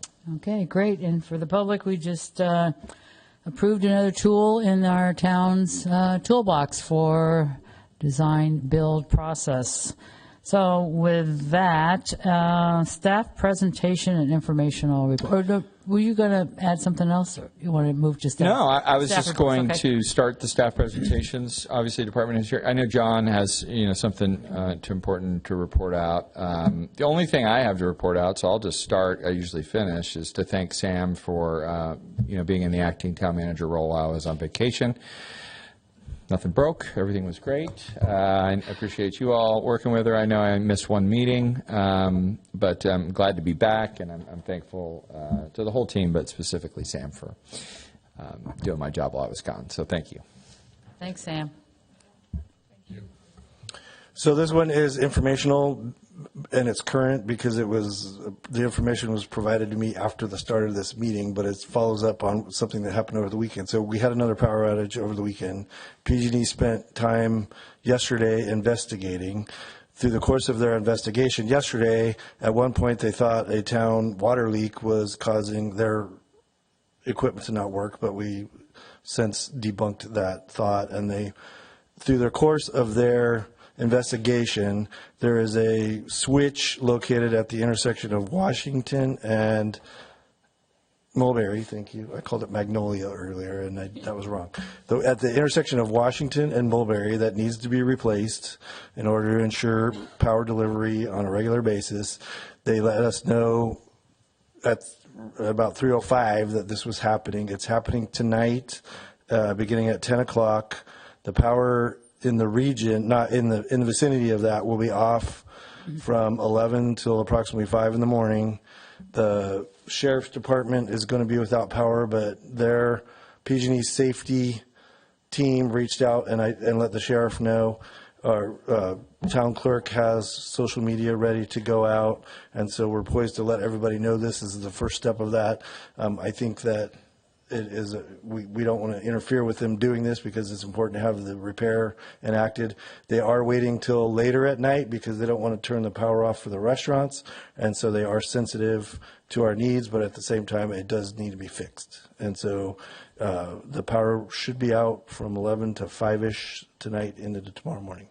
So is the whole idea that water filled up one of their I don't know what that's. They have underground vaults adjacent to Veterans Park, and they showed up to investigate those on yesterday morning. Right, and they were full of water, and they didn't have a respect for the level of groundwater that's in Yountville. The crews that were there didn't have an understanding of the groundwater levels in Yountville, and so there was enough groundwater in the vaults that caused them to think there might be a water leak in the vicinity. So we responded, investigated all of the water facilities in the area, and confirmed there was no water leak. It really is just groundwater. And so they proceeded, and they did make a repair yesterday afternoon to the facilities there, but as a part of that, they have to make this repair this evening, tonight. So this repair is not related to water in the vault. It's something else they found. I don't know the specific details of that, but Okay. because of the location that they're doing the repair tonight, I do not believe it's related to water in the vaults next to Veterans Park. So, because that's my next question. It sounds like then the power might be out on different parts of town tonight versus what was out the other night. Do you know that? Possibly, yes. Okay. And they have not provided they have reassured me that they're going to send their required notice to their customers who will be affected. So those PG&E customers that have the PG&E notification for a pending power outage should have been notified by telephone and or email, or text, depending on how they have their PG&E account set up. And does the Veterans Home know? Because it takes them a while to get some of their generators in place and hooked up. I don't know. I assume with their outreach to everybody involved that if, in fact, it's going to affect the Veterans Home, The last one did. they will notify them. Okay. And they also are quick to reassure us that the new circuit that they built recently helps them react better to these circumstances. So they're able to reroute power and provide to create a lesser of a footprint. But I don't know all the details, so I'm... Yeah, and I would just interrupt by saying, and you know this, Mayor, like, we're not the spokespeople for PG&E, and we don't want to be in that role. We can push out the information they give us, and I know we're doing that. Right. And that really should be our role, and I Right. think, we can obviously reach out to the Vets Home and make sure they're getting the same information. I'm pretty sure they are. I think Mark Van Order has been really improving communication. So, yeah, I just don't want us to be, and I know John's sitting here fielding questions and doing a good job of it, but you got to be careful because, as we know, this is a sensitive issue, and people think we have the answers, and we try to get them, but it's not an easy process. There'll still be a lot of questions tomorrow, so Yeah. I'll take what I get. So okay. Well, you can post Mark Van Gorder's.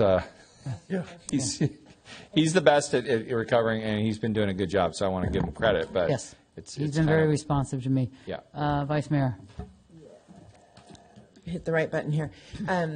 So does this mean south side of town is out again? I have neighbors that called 911 last time. I'm like, I don't know the footprint, but I know their PG&E will notify their customers who will be affected because it is a maintenance outage. we are all on a main thing, so that you've got So 250 houses plus Bella Vista that won't get. Your management should be notified, and then whoever the PG&E account is Won't with do anything. will be notified.